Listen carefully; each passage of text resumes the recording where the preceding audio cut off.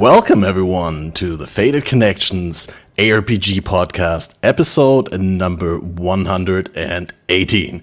Before we start, I need your help. My YouTube channel is not doing well. It doesn't work the way it does, and the videos, live streams, and podcasts are not promoted to my subscribers and new listeners anymore.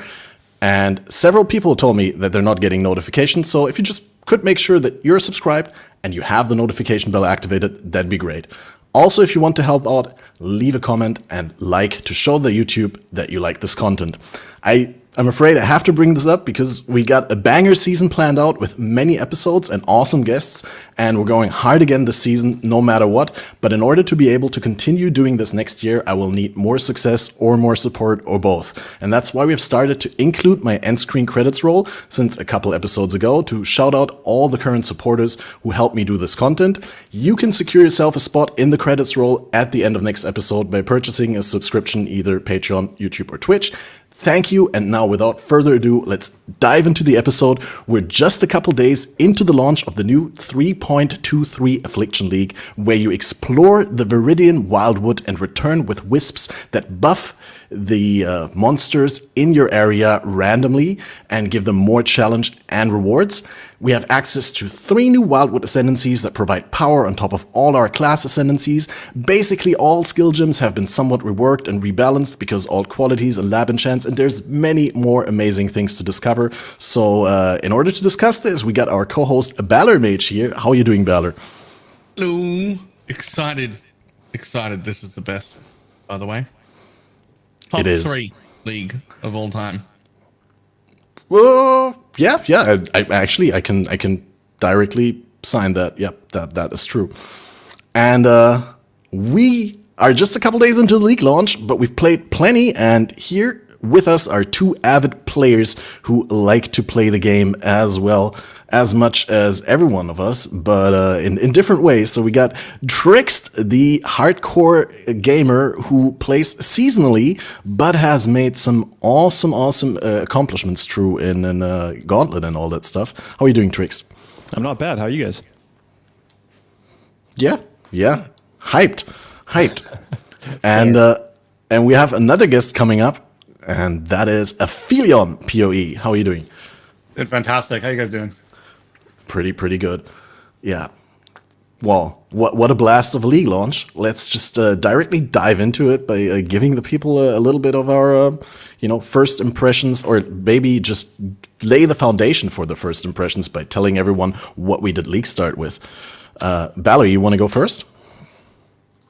I got decision paralysis and couldn't pick between any of the new things because there were so many things on my list. And in frustration, backpedaled to something that worked beforehand and started Hexblast Mines.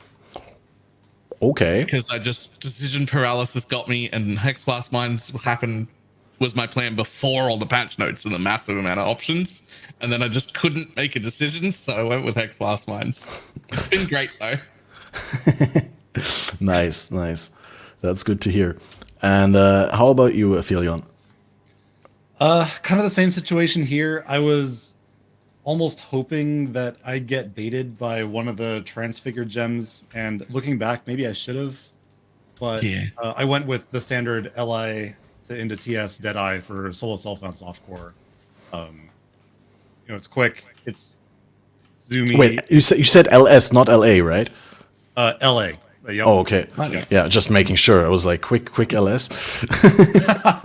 No, I've played enough of that. I think I played that for like a year solid back when it was meta, and I think I'm good on that.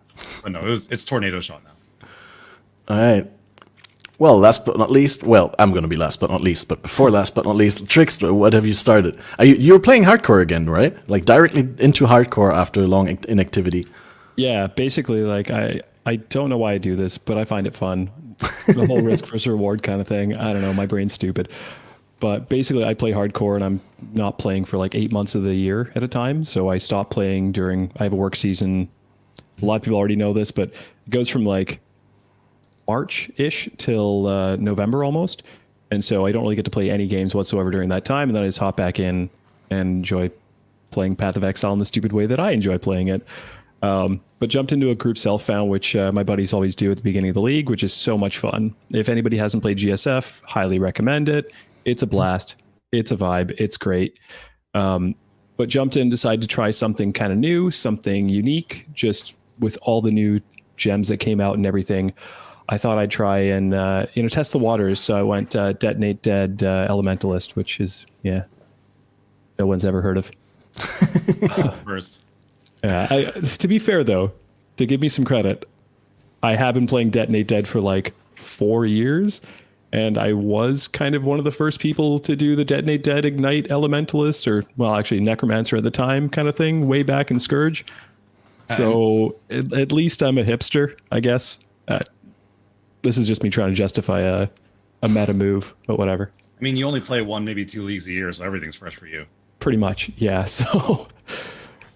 Yeah, also like when there's new content around, there's new challenges, even if you play the same build that you've played before, probably wise to play something that you're somewhat familiar with when there's so many new variables in the equation. That's the reason. It's basically, I have that as a backup plan at all times, right? 5 minutes before the league launches, I end up going with my backup plan always. But it allows me as a hardcore player also to have a good league start, to be able to farm up for whatever unique, interesting builds I find and discover along the way. And when the meta shifts and I can steal from that, I will. But in the meantime, play the good old comfort build up map pool, build up items, etc., right? The amount of times I've changed my league start within 30 minutes of league start is very high. Oh, yeah. Within like a minute of league start, literally, I'm like making my filter and I'm like, you know what? Let's spin Sometimes the wheel. Chat will be like, the queue's going down, and I'm looking at the queue, and then during that time, I change builds. The worst I've ever done is at normal lab on the character, completely pivot into a different build and a different ascendancy. That's like an extreme version of like the waiter comes to your table and you like make a last minute decision. And then as they turn away, you're like, wait, no, come back. I got to change. Oh no, soup. I nearly actually did that this league, but that's because in Upper Prison, I dropped a Quill Rain. And originally I was going to start with Toxic Rain into the new Caustic Arrow, the poison one with tinctures and whatnot. So that's my second character now. But I literally dropped a Quill Rain in Upper Prison, and I was like, oh, why? Why do you have to do this to me? Damn. Yeah. I'm proud to say I was not swayed this time. I made my mind up like a week or so before the league, actually. And then through the announcement, through all the Transfigured Gem announcement and all that, stayed consistent. I mean, there were many things that tickled my interest and where I was like, oh, I might want to play this or try that down the line at some point. But yes, I stuck with my planned starter, Explosive Trap, because I found a really, really good build guide by a guy called, I always say Forbidden. Wait, what's his name? Fearless Dumbo, yeah. Yeah. That looked like a really good guide. So what do you think? It's insane. Like, it's also like, when I said, sorry, what do you want to say? Oh, I was like, what do you think you like better than us or something then? Because like you made a plan and stuck to it? Yeah, I think. I mean, the thing is, I'm worse than you guys on so many levels that this is the one thing I cling on to. I see how it is. Yeah, it's the one thing I cling on to so my ego doesn't jump out of the window. But what did I want to say? Fearless Dumbo, yeah. So already when I said Explosive Trap, like might want to tinker with that. Someone linked me the build guide for 322, and then right after we got all the Transfigured Gems, the guy, absolute Chad, like made an entire new video for 323, completely updated. I checked it. He didn't just copy paste his old video. Like all the sections have new footage. Everything is new in the video. Like maybe he did repurpose some things, but like for all I could tell was like completely new video, like 20-minute guide in depth on how to craft single items in the build and how to do this. Absolute chat. So yeah, big shout out. But yeah, that's the build that I went with, and I first did a practice run leveling with Explosive Trap, and it worked well. It does good. plug and play, and it's probably not as bad as it used to be, because nowadays there's not an onslaught gem that you don't get to use versus the other builds, right? You're not missing out on onslaught because everyone's missing out on onslaught. But I ended up leveling Armor Brand Fire Trap because it's so good, dude. Oh man, Fire Trap. I never gave it that much credit. Like, I always thought, yeah, Armor Brand Cremation is the shit. Dude, Fire Trap is just as good as Cremation if you spec properly into the trap damage, and it's so much less maintenance, right? You don't have to desecrate, you don't have to get like stats that you typically don't have. It just works like a charm. No boss took long. Are you thinking about doing any of the transfigured versions, like throw that big bomb explosive trap or whatever the other one was that I can't remember? I'm thinking about it, but yeah, for now I just want to get my build up and running and be able to rush bosses and stack up invitations and then batch kill some eaters and some get some big money drops. I don't know which alt quality it is for that, but a few people in my private league that we started are doing that build, and they found one of the alt quality ones and was like, oh my god, it covers the whole screen. It's amazing. Okay. I don't know which one it is. I'll definitely check it out. It's probably better for farming then? I don't know. Like, the thing is, on the build, conk effect seems to be core, right? To get many overlaps, so I don't know how that interacts. I'll have to look into it. Or clearing. Yeah, probably. I might need to yoink that POB from you. So I already found a replica Dragon Fangs with explosive trap on, and it's totally thrown my plan off. So I was, I'm doing LATS right now, and I was thinking about like, really heavily going for Penance Brand for like, killing Ubers or whatever. I just wanted to see if I could make it work, and some of the transfigured ones look kind of fun. But then I dropped that, and I'm like, this is pretty good. So I just kind of put it aside, assuming that, maybe I'd think about it later, but maybe I just yoink that from you. That'd be easy. Is Penance Brand bugged? Because that's what everyone seems to have the consensus on. It seems like the AoE component of it is variable for some reason. Like, some blasts are a lot larger than others when it shouldn't have any sort of variance to it. I'm not sure. This is at least what Ben was saying, and amongst other people as well. I heard someone tell me that it was absurdly good for them while leveling, so that would certainly explain things. But I've not heard of any like actual bugs that I'm aware of.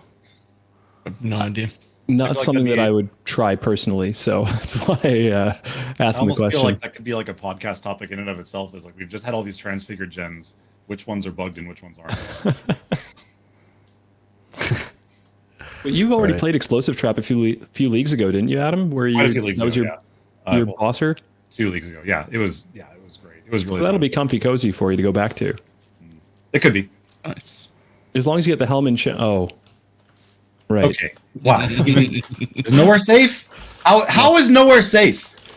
So for anybody who doesn't watch Aphelion stream, I'm a frequent viewer on his stream, and he was trapped in lab for like 3 weeks straight at the end of 3.22 trying to get the Unearth enchant.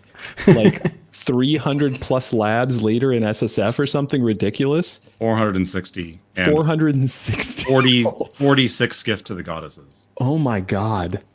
I wonder how many lab runners are happy with the lab changes.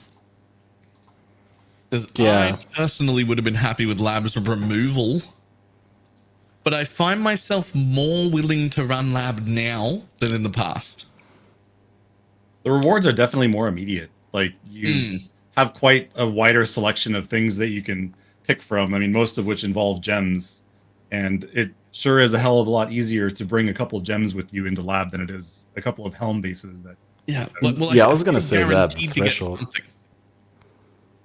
Like, absolute worst case scenario, doing just an Uber lab, not even a specialty one, I'm still walking out with like 30% quality to a gem.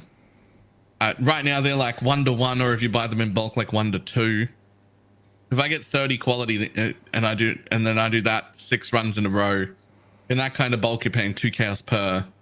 Like, I'm still making 60C a run, and that's the worst case, right? There's nothing I wanted on there except quality. Man, I could run 10 labs in a row before and walk out with literally nothing. Absolute garbage. Have wasted my entire day. It's very much a lottery.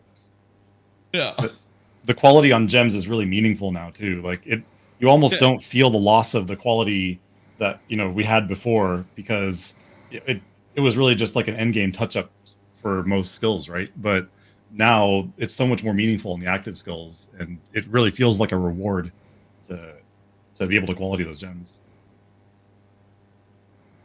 I am a little sad at the lack of gem flipping, though. Not being able to flip my my active gems does make you feel a little sad. But it also allows your weapon swap to be an actual weapon swap if you actually want it to be that. Well, just because there's no flipping doesn't mean you don't level gems, right? No, it's true. I still do for my supports, but leveling the active gems also, flipping the support gems. It felt nice once I hit that 2120. That was always a good feeling. It takes a few to do so, right? I happen to be playing a build that doesn't give a shit about the quality. Ooh. So I get to just level to 20 in Val. And I've done that 4 times and haven't hit 21 yet. All my alt qualities are just Hex blasts. And there's below 21, and I'm real upset about it. Damn. Poor guy. Yeah, so yeah, they definitely, like, for the average person, made lab way more attractive to run, because you don't need to prepare like 100 helmet bases in order to make the most value out of your enchant that you could be getting, right? Like, and that was always the big problem, is like you're always like, I'm not gonna get the good enchant, but then you ran it anyway, and then you got a good enchant, and then you didn't have a helmet base to put it on that would make sense in the economy, right? It's like, and you end up with like a super pog attack enchant, but you have to put it on a hubris or something, and yeah. That wasn't cool.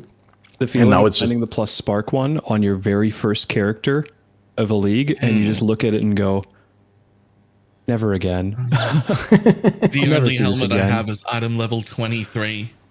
Like, oh, I've got the best enchant and I have to put it on this garbage. Yeah.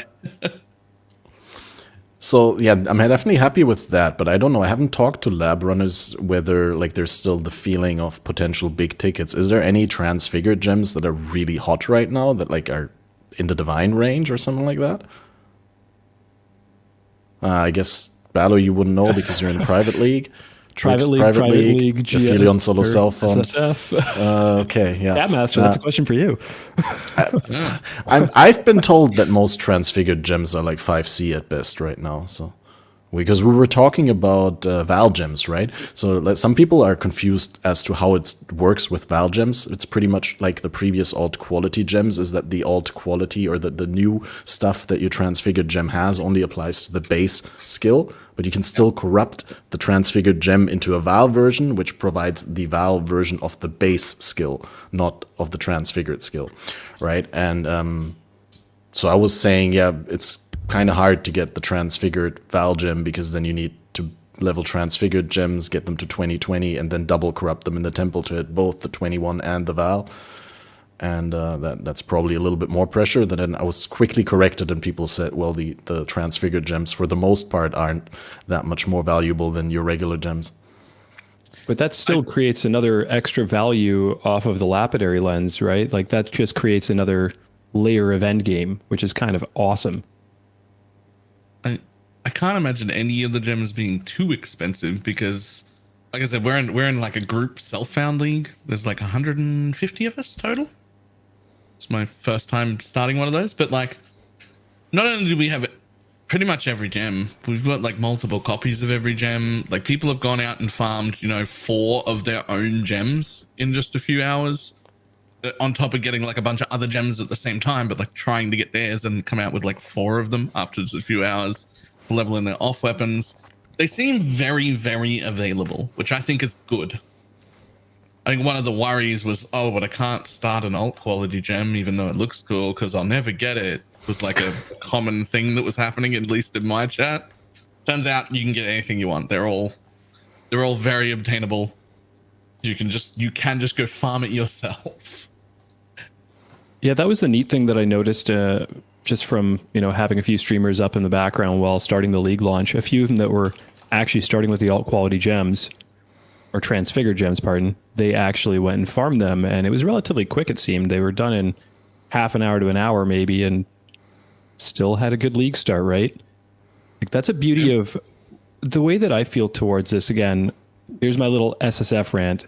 I know the game is not based around SSF.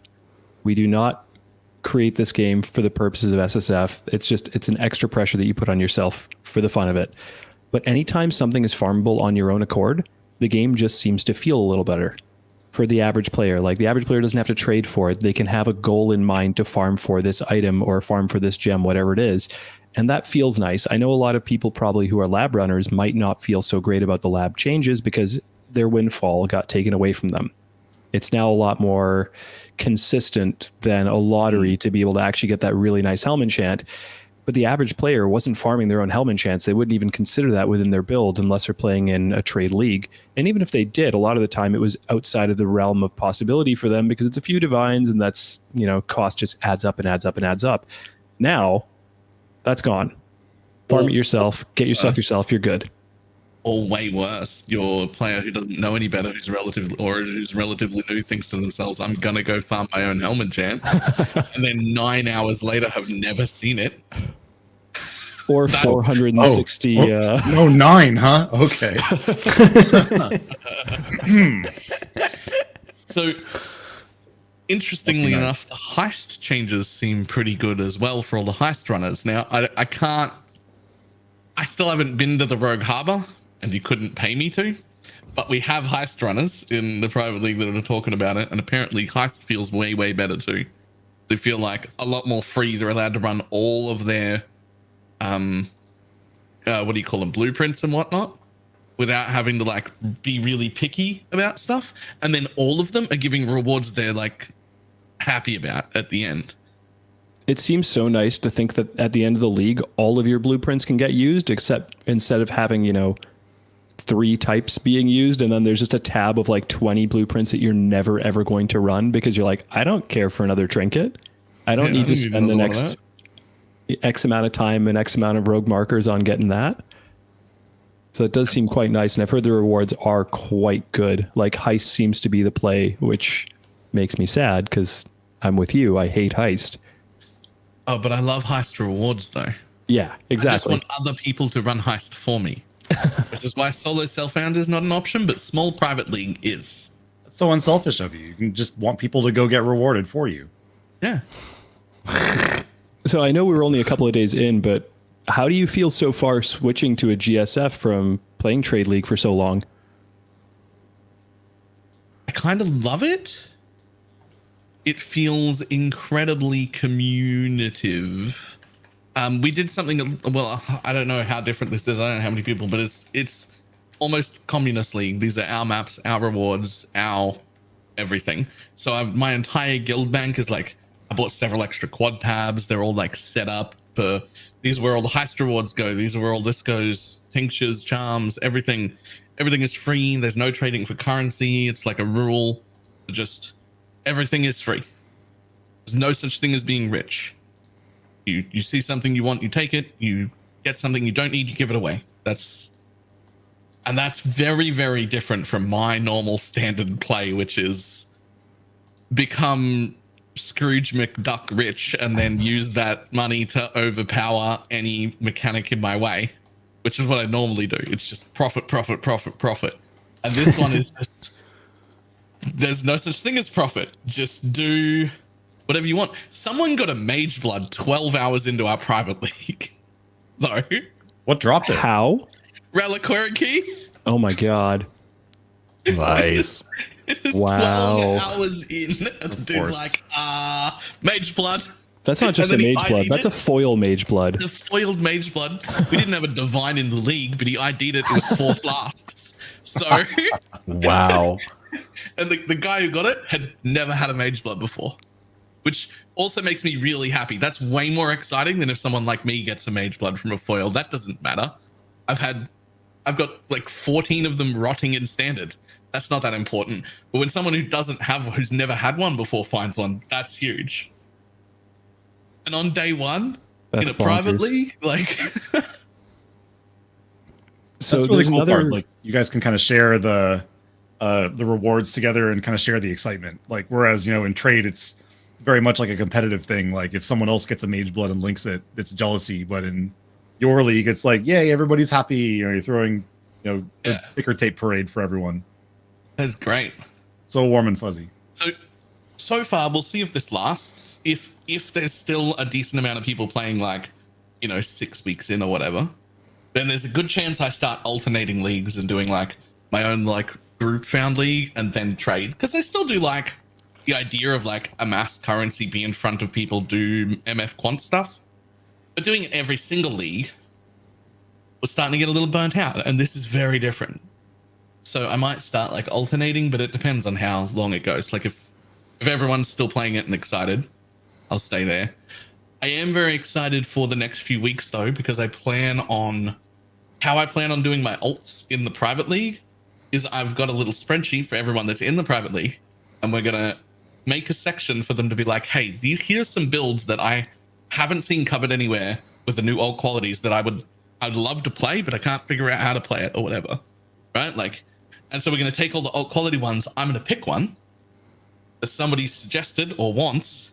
We're gonna make it, min-max it as best as I can inside the private league, make the content on it, and then give them that build. Because we're in a private league and we can just free trade everything and then just move on to the next build.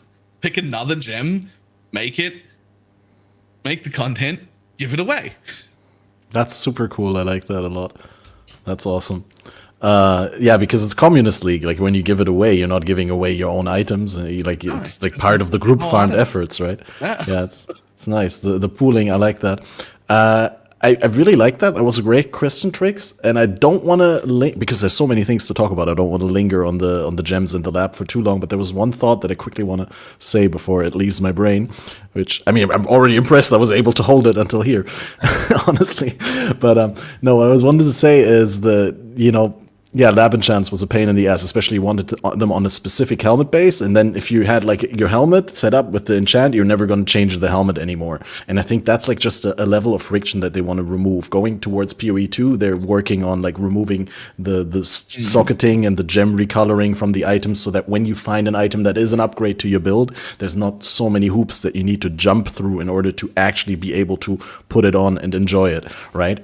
And as much as I liked helmet enchants, like the enchant locking in the slot into the item into your slot, it's just such an archaic system, and it remains in some shape or form for the amulet annoyance. And I don't know whether they're going to be in PoE 2, but presumably going towards PoE 2, there's going to be less and less things that lock an item into your slot.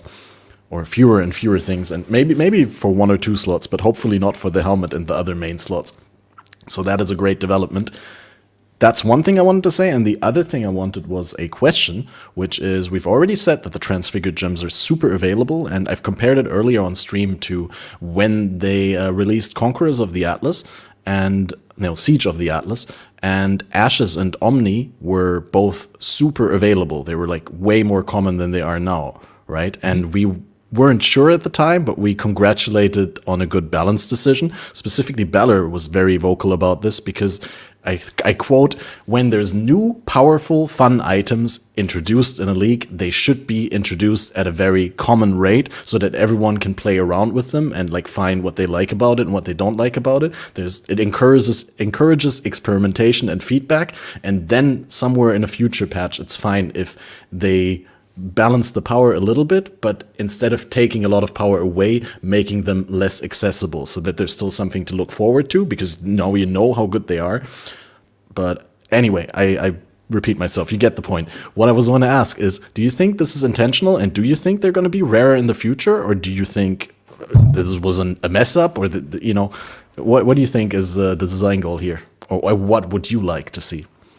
I think, in just my opinion here, and I don't usually like to speculate on what GGG is going to do, but it seems like a pretty reasonable path forward would be to, instead of introducing new skills in the future, just make more transfigured versions of existing skills, which might save them some work. It might, let them make more interesting spins on existing things.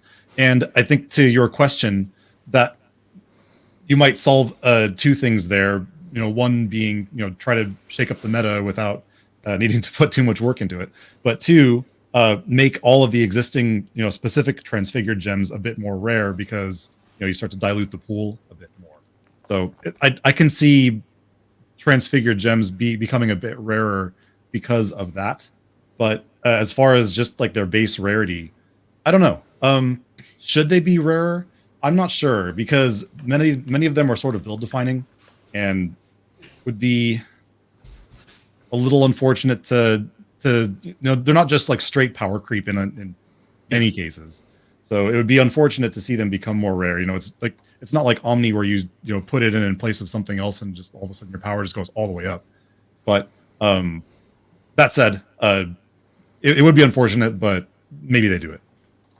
I think that's the most important part, is that it's not like, oh, if you're playing Arc, you just play Arc, and if you get the alt quality Arc, it's just better. That's not the case for most of these gems. They tend to function in some different way. So it's not like inherently more powerful. It's generally a different thing, which will be stronger in some way, weaker in another way, or completely different, or play completely different, or be a completely different build. So I hope they don't. I don't think they need to hide them or make them more rare or anything, because it's not like raw power. It's lateral movement. It's changes. And I love it. Yeah, I agree with Baylor here for sure. I don't like the idea of them becoming rarer, because they are like a side grade in a sense, but they are very defining. The characteristics for these gems allow you to play a variety of different builds. It isn't inherently OP when you find one of them. It's strong once you've built around it, but gating the fact that you find the gem, you still got to build around that. And if it's gated to that, then it just doesn't feel great. Variety is the spice of life, right? That is a good point, that they're actually not better unless you specialize into them. They're not like generally better, but they allow you to build something differently. And I think it's a great design there, that instead of trying to balance one gem like Caustic Arrow, that they split it into different versions of the same gem, so that they're good at different things. One is good at poison, the other one is good at non-poison chaos dot, right? And one is good at like maybe something completely different in the future. Maybe there will be a Caustic Arrow that doesn't even do chaos damage. Yeah, that part's really cool. Also, they're like choosing to emphasize different aspects of the different skills, like the chaos hit becoming poison, or the dot ground, etc. on Caustic Arrow, just as an example. Or in the case of Divine Ire, one of them emphasizes the big laser beam, the big, thick, girthy, wide laser beam, and the other one, emphasizes, the sort of, I don't have a ball joke for the for the energy field, but maybe Tryxt, you can help me out with that one. Targeted much? It's cool.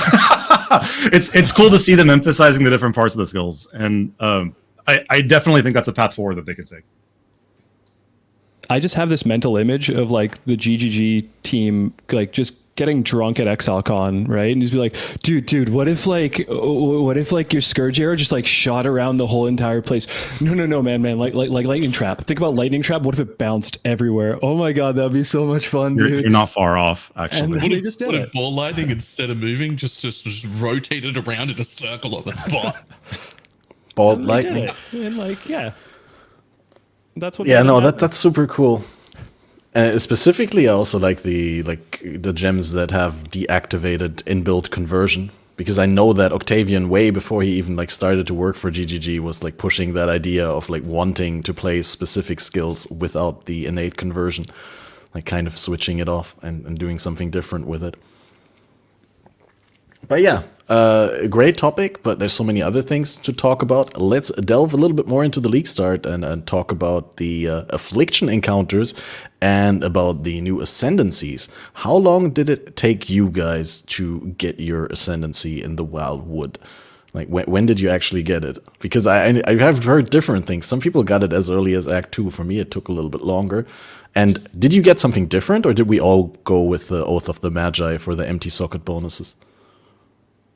It just makes the most sense. I mean, maybe someone else had some really cool, exciting idea for leveling with one of the other ascendancies, or with bark skin or tinctures or whatnot. But I like move speed when leveling, and you often come into all this, crazy color and socket pressure when leveling. So just leave the boots open, take the free movement speed, go for it. That's what I did. So I got that in Act 2. So you're saying I can have a gold rim and I can basically have Wanderlust at the same time by just not putting gems in. Easy. I got mine in Act 3, and I was in mid-red maps with no gems in my helmet, glove, or boots. All three? Well, okay, I only have the boots now, but like I still have it as well. I've changed into charms now, and I probably went a little bit too far. I think I was taking the piss. I think probably early maps, I should have put some gems in. It depends on what class you play, but like the 30% move speed stays good for a very, very long time if you don't have like a class that has innate access to move speed. But I mean, I gave up. I'm a miner, and I gave up Bear Trap. I gave up my Wither Spell Totem. I gave up Shield Charge. I gave up a cast when damage taken. How can you fit? Oh yeah, okay. You had 3 unsocketed items, right? Yeah. I gave up a Blessing for an extra aura. Like, I gave up everything. How did you give up shield charge? I shouldn't have. That's Were you just walking around? Yeah. What was- With just empty gems everywhere. Oh, that true ruthless experience. I had Frost Blink. That was it. Wow. Look, I don't suggest doing what I did. I'm pretty sure somewhere in like early white maps, I should have fixed that. But I got locked into all the res from my helmet, and it was just like free cap. And I had 30% movement speed on, which meant it was 60% movement speed. And then I was just like, I'll be fine. Yeah, of course you don't get the 30% movement speed and then equip boots with no movement speed. Obviously, you stack that on top of the movement speed. I think we need to send Balor to like a Wildwood Ascendancy support group. Like, hi, my name is Balor, and I was addicted to Oath of the Magi until red maps. Yeah, right. It's the problem. Well, honestly, like I haven't talked to anyone who has not picked that other than like summoners, right? Like if you play a summoner, then the socket pressure is so real that you probably want to socket, especially zoo summoners with like different summons. Yeah, I could totally see. I'll use it to level, to be honest. Yeah, probably. Yeah, just level with SRS and zombies and then... Well, there was a few people who thought that the penance mark thing on the Warlock would actually be exceptionally good when leveling, like for Bone Zone, because you have multiple targets that you're hitting at the same time. For I guess, if anybody doesn't know, the penance brand was supposed to mark an enemy. When you hit the enemy, that will create some phantasms on top of the enemy, allegedly. And that way, when you are using things that have an AoE component, you're hitting multiple things at the same time. If you're using poisons and you're using Prolif on Pathfinder, you can then get to poison cap very, very easily, especially with cluster jewels and whatnot, like day one hitting poison cap kind of thing. Turns out they spawn pretty far away. Like there's like an RF sort of AoE almost, like think about RF's AoE. That's the outskirts where those two things get summoned.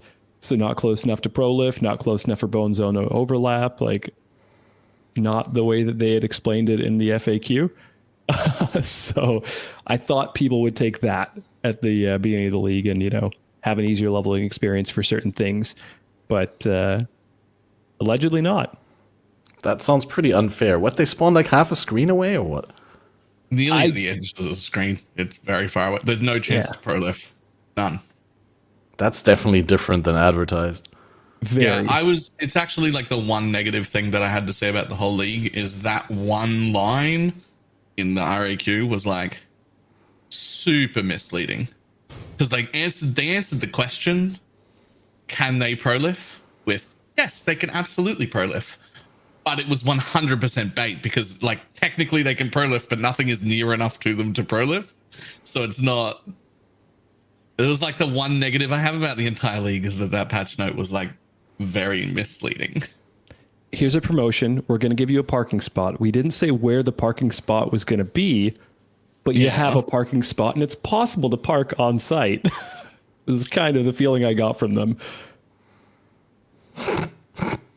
You Nice can pro analogy. life. Just Just need to kite a little bit.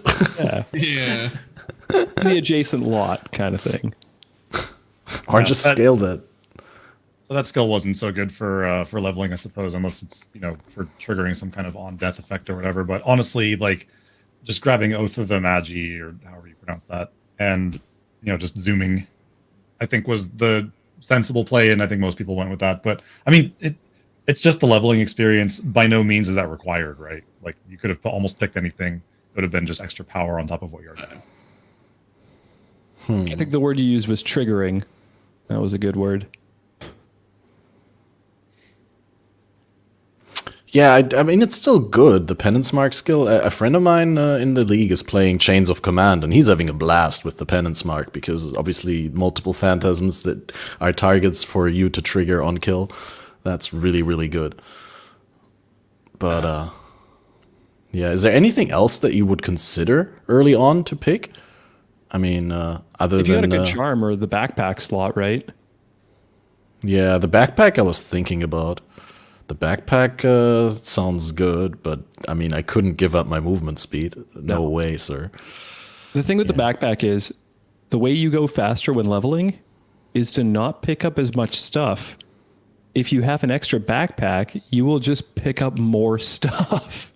So, However, when you're in maps, the ability to keep my corruption essences, my portals, my wisdoms, all the maps I've rolled, and any quest items over here, love it. Wait, that was my next question, because I haven't actually seen it. How does it work functionally? Is it like a separate inventory from your main inventory? So it's basically the currency pouch that we always wanted. Yeah. Think the Herodric Cube from D2. Wow. Yeah. That's so good, dude. It also it will autofill that little rucksack after your inventory is full. Mm-hmm. Even though it's on the left and it's like the first thing, it'll be after. So you can put all your maps and stuff there. And it's just so nice. The one problem is there's this little tiny gap. There's no gap in the UI, but there's this gap between the two stashes or the two inventories where if you click an item to drop it just a little bit too early, it tries to delete it. There's a gap. You can delete your item in the middle. Oh, that reminds me of a really fun bug that I had that I couldn't reproduce. So yesterday, I had a shield, right? Like a ES armor shield. Doesn't matter for the story, but it was veiled, right? So I bring it to June, I pop it in, I press the unveil button, the 3 options for unveiling start popping up, and then I have no idea how, but I accidentally pulled it out while the options were popping up, and I couldn't get it back in. But then I couldn't put anything else into June either, and it said I should select the options, but the options were gone, and it just showed the text that it normally shows, and I bricked my June. But then I just relogged and it was fixed, and then the shield was still veiled, and I knew the options that it was going to show me, and when I popped it in, the same 3 options showed up. So kind of a little bit unfair sneak preview, I guess, for the veiled mods, but in that case, I didn't get too much of an advantage from it. It's just really funny, because for a moment I thought I completely bricked my hideout or my master for a significant time, and I needed to write to support or something like that. Luckily, that's not the case.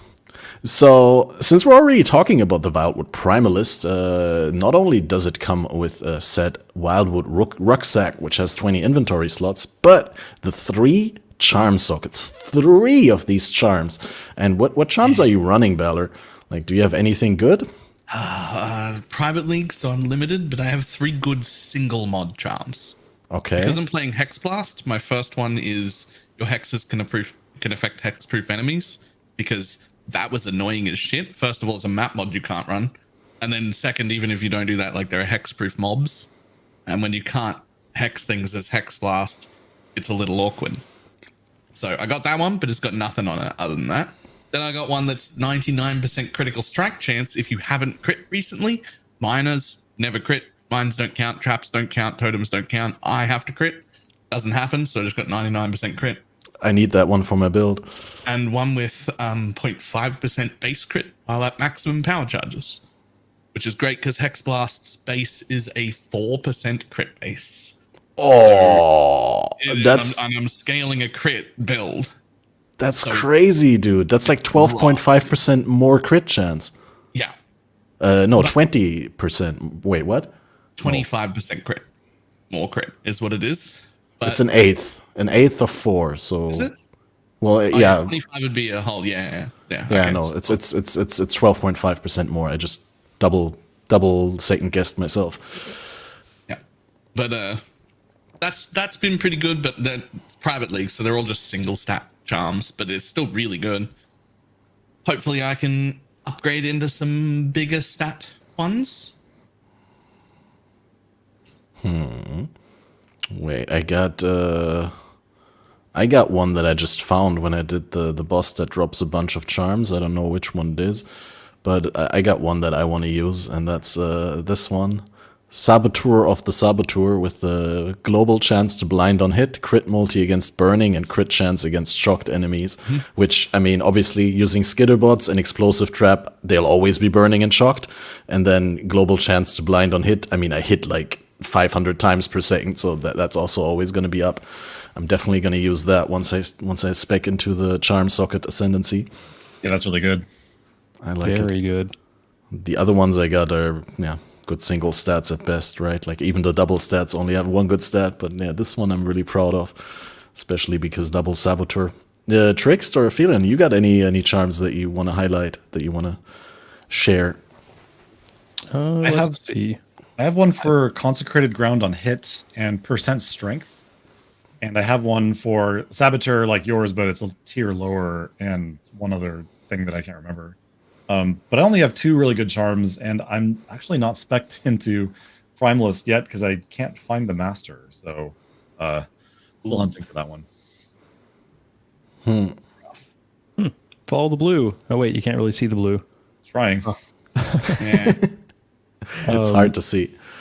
Yeah, that one's the hardest to see by far. But I had the unfortunate experience of finding a really, really good charm and then not having enough to purchase, which feels bad, man. And this is early on too, is what it is. But the ones that I've found so far that are actually worth using have both been exposure ones. So -5 or -6 fire res, or minus resistances, whatever exposure you put on the enemy. So basically I have exposure with exposure with exposure because I'm elementalist, plus the mastery off fire. So they just have no resist whatsoever. It's kind of great. But the ones that I was looking at, I just think this is going to be the strongest ones possibly. I could be wrong. There might be stronger ones out there. Obviously, the one that gives you Profane Bloom is going to be absolutely fantastic. Who does not want occultist pops? Oh, any Ascendancy having occultist pops? Oh my god. Also for those paying attention, it works for all of your minion builds. Oh my. But the ones that I think are going to be insane is because you can get 3. If you get 3 for plus Impale, that's going to be nuts. You can have, 11 hits for Impale? Yeah. With the Watcher's Eye? That seems busted. That seems absolutely busted. So if you get 3 of those, plus the Watcher's Eye, you are doing 11 Impales. Yeah. That scaling is not okay. Yeah, spells now. Just saying. Oh right, yeah. I was just gonna say, if you're Impale, you're doing a weapon build, and then I don't know whether there's not a tincture that you'd prefer over going with the Charm Socket Ascendancy, but it's hard to compete with 11 additional Impales, or 11 total, was it? Yeah. It's kind of hard. So I'm gonna find that, and then I'm gonna find another one. Then I'm gonna find another one, hopefully, and then not rip the character, hopefully. Do you find any, now that we're already at the rollable rewards from the league, did you guys find any good tinctures? I think tinctures have quite a bit a higher threshold to be good enough to use than the charms, right? Because the ones that I found were hot dog. The tinctures have been fun. I've found an explodey one that I'm still using. Chance to explode, dealing 1/10 of their max life as fire damage. Basically, chieftain stuff. Yep. The all damage can poison is interesting. I'm sure that there'll be some fun elemental weapon builds. Using that. Yeah, all damage can poison is huge. All the ones I found are either all damage can shock, ignite, or freeze, and that's like, I mean, the ignite I guess is useful. But I kind of wish that the tinctures were not so restrictive to use. I mean, it seems like charms are so powerful and they go in these separate dedicated slots. But tinctures take a flask slot, and on top of that, want you to have empty flask slots on top of it to to really get the most out of the ascendancy. And it's a powerful effect, to be fair, but it's competing with existing gear slots as opposed to being something extra. And Yeah, I totally agree with that. Like, that was my biggest concern about tinctures going into the league, was that, oh, the pressure is already on there on the flask slots. Like, there's already so many more flasks in the game that you would like to use than you can. It's a Pathfinder and micro distillery belt special.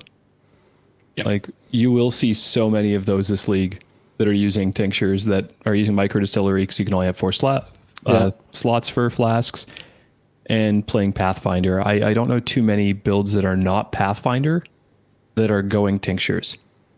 Maybe early league, but not later on. It's universal almost that the charms are better. I'll use tinctures in some builds for sure, but only Pathfinders. I don't see. I can't give up a flask. Way more interested in charms. Plus extra bag space. By the way, I don't ever want to give up the extra bag space ever. Yeah. Yeah, Now true. that I have it, I don't want that prison pocket going anywhere. That's staying with us for all eternity. Next league's going to feel so bad because I'm going to be like, oh my God, I can't pick up everything from this blighted map? What the hell? True that. I thought the point of prison pockets was to bring things into prison, not out of it. Things are different in Rayclast. Yeah. That is true. That is true. I was going to make a Gravicious and the Shadow reference, but I don't think that's PG-13 enough. Anyway, I just we said the saw... word prison pocket. I don't know where we can go from here. Well, I mean, that's still... That's a term that loosely translates in the minds of our listeners, and everyone can have a slightly different interpretation of what that prison wallet is. Anyway... what I wanted to say is, like, but the thing that we've seen in the trailer, like, that they've advertised with, like, builds that use 2 tinctures to switch between them, that's probably not something that we're going to see, right? Like, micro distillery is the furthest we're willing to go. Yep. And sadly, for those who are thinking like, oh, what about the Marraketh Balbala, I think is its name? That involves you having an empty flask slot, not a I was tincture. hoping that would work. Yeah. It's specifically the wording says that the slot must be empty. So I do not think that works that way. Should have changed the wording for this league. Right? Just Pathfinder, tincture, that's micro distillery belt changes. Everything's looking up for Pathfinders here. Yeah. I just looked at my one tincture with the all damage can ignite, and it has 15% ink AoE if you've killed recently, which seems pretty good, but then it has 6% lightning resist penetration, and that just makes me think Divine Ire ignite, but then penetration never affects your ignites anyway, so it's like, why? Yeah, I hope I I get the find sense that a lot of these things are just like, let's just design this and not overthink it and just see what players do. And maybe it works and maybe it doesn't. Yeah. Yeah, and keep in mind, tinctures, like Sibia just said this in chat as well, tinctures get applied to the weapon. So it is, from what we figure, attacks only, right? Because it's on your weapon. armed attacks only, even. You can't use them with Facebreaker or with the concoction skills either, because they're not weapons. Yeah. So that kind of feels bad in some ways, because it is gated to a very specific thing. Like, if you could do it unarmed, I think that would be kind of neat. Oh, it would be best in slot for explosive concoction leveling. Imagine, like, all the, like, flat damages that you get in explosive concoction from the flasks, like, factoring into ignites or poison. That would be madness. But it just solidifies the fact that charms are amazing and will be kind of more universally better. If tinctures worked for just, like, everything, like spells and everything as well, I'd be way, way more into them. Yeah. But I mean, we've sort of seen that coming. Like, everyone said that, the Warden is going to be the beginner ascendancy with almost no exception, and then you're gonna, with some builds, go into Warlock, but most builds are just gonna endgame Wildwood Primalist, and I mean, that's how it seems to be shaping out for the most part. Yeah, it's Pathfinder's Tincture, Summoners, Warlock, everyone else. Charms. Summoners, Warlock? Not all of them. Some of them. I'm putting summoners on charms. Probably still. If you get good ones, why not? No, Warlock is like just super niche for that blood magic thing, I think. Yeah, Like life big added stacking fizz. stuff, maybe. What Yeah. about animate weapon though? What about it? Would you use? You mean penance chains of for it? command for Or chains the of command for the specifically? yeah. Then absolutely, if you have a trigger on kill, then penance mark one. Well, yeah, no doubt about that. But actually, maybe there's a fun thing that you could do with cast on melee kill in there. I'm gonna have to try that out. Maybe you can do like some fun cast on melee kill shenanigans with the Choir of the Damned. Aphelion went to go POB something out. AphelionPOE.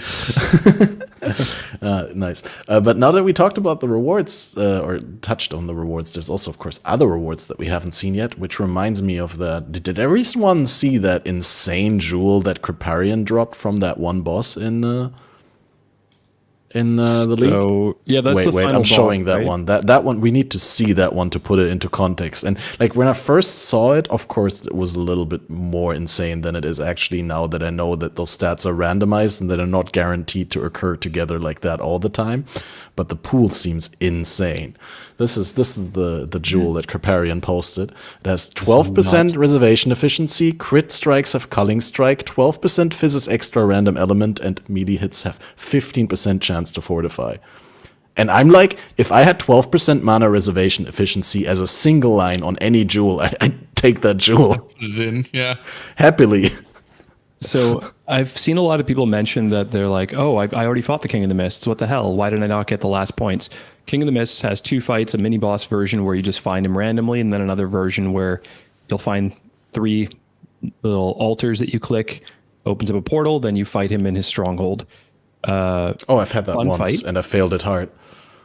Yeah, he does the, I don't know if anybody wants spoilers on it, but the whole don't move or move kind of thing is kind of a neat little one. But the problem in PoE is mousing over a debuff to know what the debuff does is really difficult in the middle of a fight, like nigh impossible. So the voice lines should help, but his voice lines are very mumbled. So it's kind of hard. But anyway. I so also have voice volume to 0 because I didn't want it to interfere with stream. But that's good that you say that. I need to write myself a sticky note that I put up the voice level before boss fights. Yeah, he tells you basically to like run, like, so then you run. But And the fight was going super well until that mechanic started, and then I was just dead. Yeah. I had no idea. He I don't know can how drop you're that supposed to do gem that. or that jewel, and it's a random jewel that gives you random properties from any of the, almost like the tinctures or the basically just random ascendancy stuff, which means that it could be just absolutely amazing or it could be hot garbage, and that's awesome. Like that is I a don't know how you're jewel. supposed to figure that out, that those fights, the first time you see them, because like I tried to mouse over the buff, and by the time I figured out where the buff was, got my mouse over there and read it, it was by the way, don't stop. Yeah. And I was like, oh, but I couldn't run while I'm like, oh well, that's already over. Okay. Wow, damn. You cut out in the middle of the sentence there, but I think we all understood the message. Yeah, it's rough to read debuffs while you're fighting, but Hey, that's a good hint. Next time I'm in that fight, I'll read the debuff. I'll take another loss in the fight. I'll take another death, another 10% XP loss. But that in that case, at least I'll read the debuff, and then maybe the least third it's not time I'll encounter him. What if you don't mouse over it fast enough? You die in the interim. yeah. Wait, is the debuff gone after you died? Should Yeah. you? Yeah. Damn. They should really preserve the buffs and debuffs bar, like the state at the time that you die. That would be cool. I'd be So right at with least that. you could see them. Yeah. Now, for anybody else, again, like Aphelion, do you care about? Have you fought the King of the Mists yet? Do you care about spoilers? I don't care about spoilers. Okay. He puts you in a maze. You have to run through this maze and find your way back to the fight. Now, if you backtrack, there's a bunch of degen on the ground. It's very unclear what you're supposed to do in this point, because if you need to backtrack, obviously you have to backtrack, but there's wisps that kind of guide you along the way. I thought the mechanic was kind of neat because, okay, cool, you're like looking for these wisps that are going to guide you towards the next area, so you know you're going in the correct way, because the whole thing about this league is follow the wisps, right?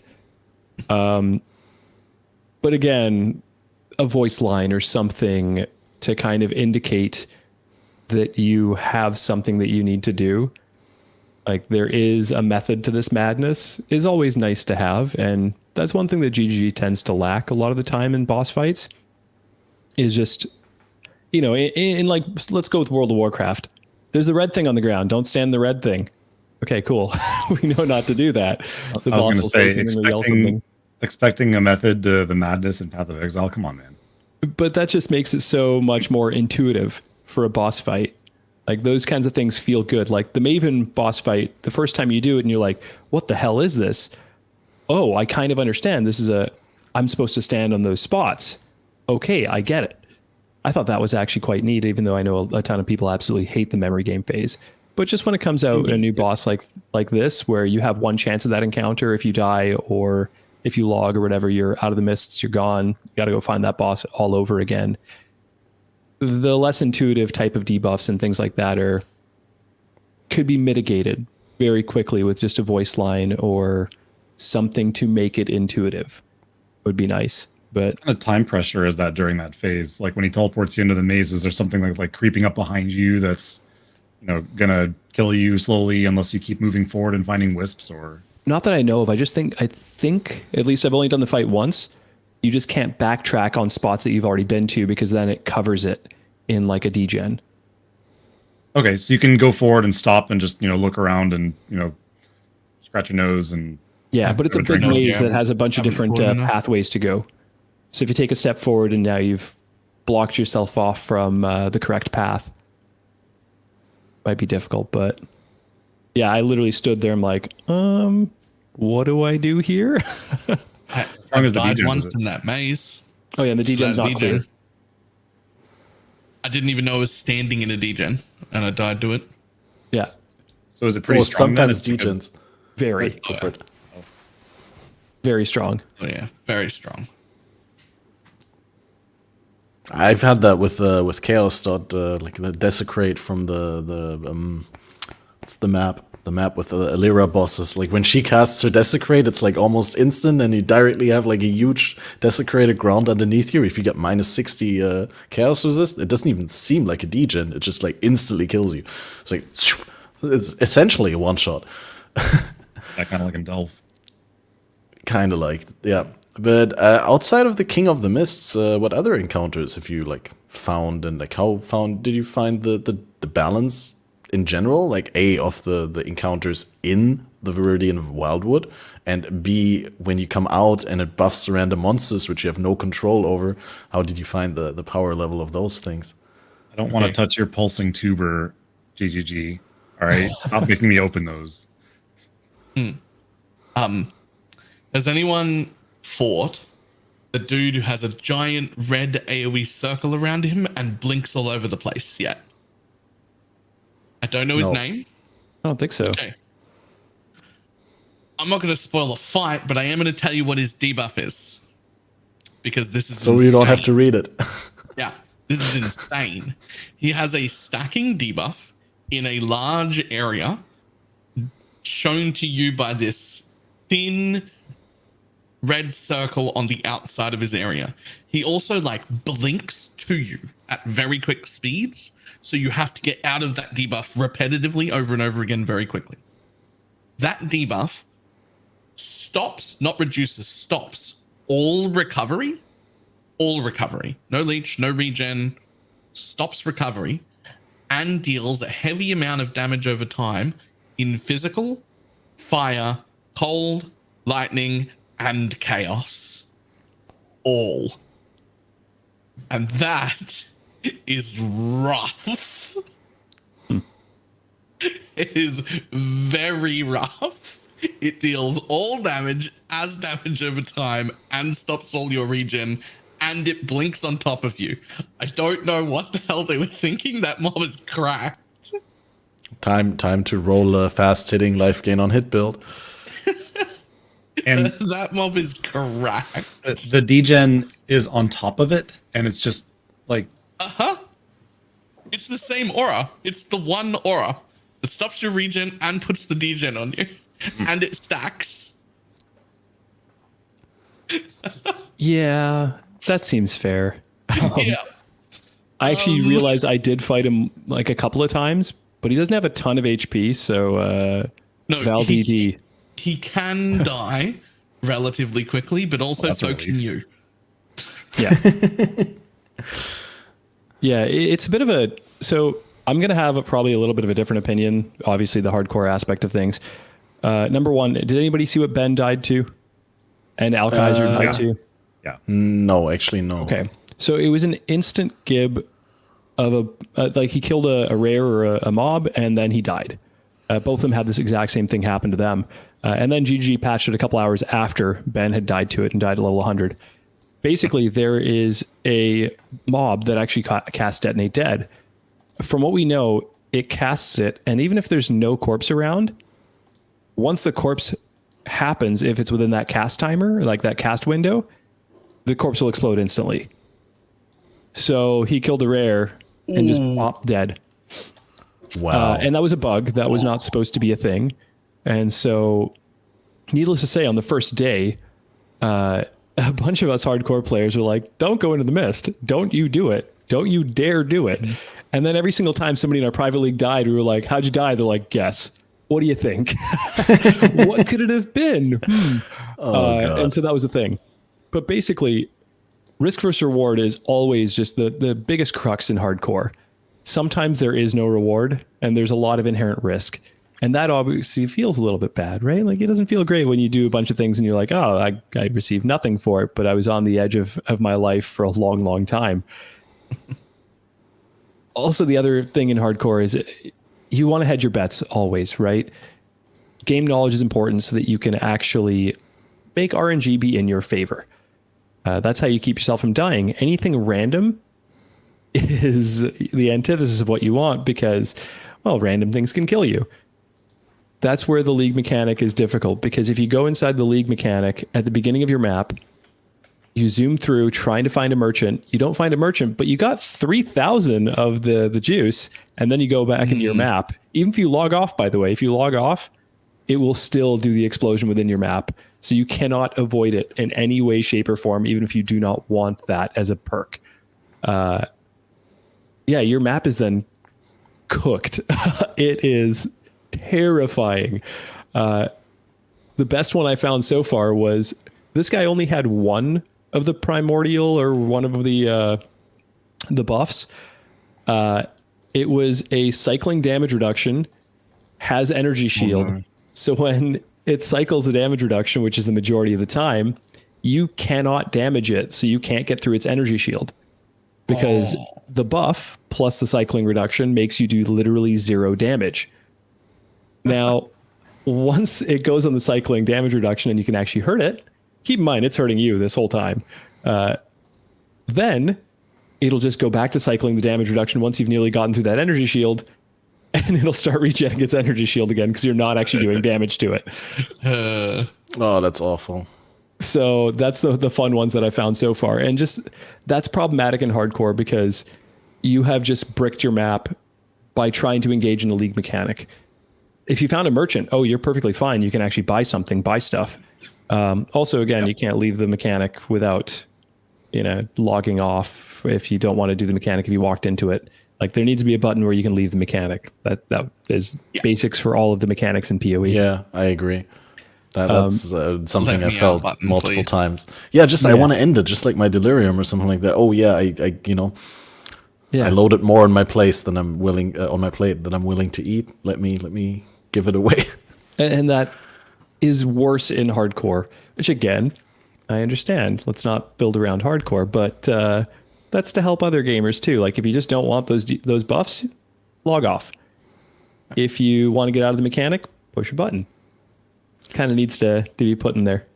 Yeah, and also, like, even if I die in the Wildwoods and then afterwards I do the map in softcore, the buffs are still in my map. Like, it still affects monsters there. You didn't get punished for dying. Well, I did That get punished way. because but the thing is, I kind of aborted or like I failed the encounter, but I still end up with like significant buffs to eventually my map boss, possibly. So that's Or essences. If you're doing essences, oh my god. Yeah, they're Ouch. crazy.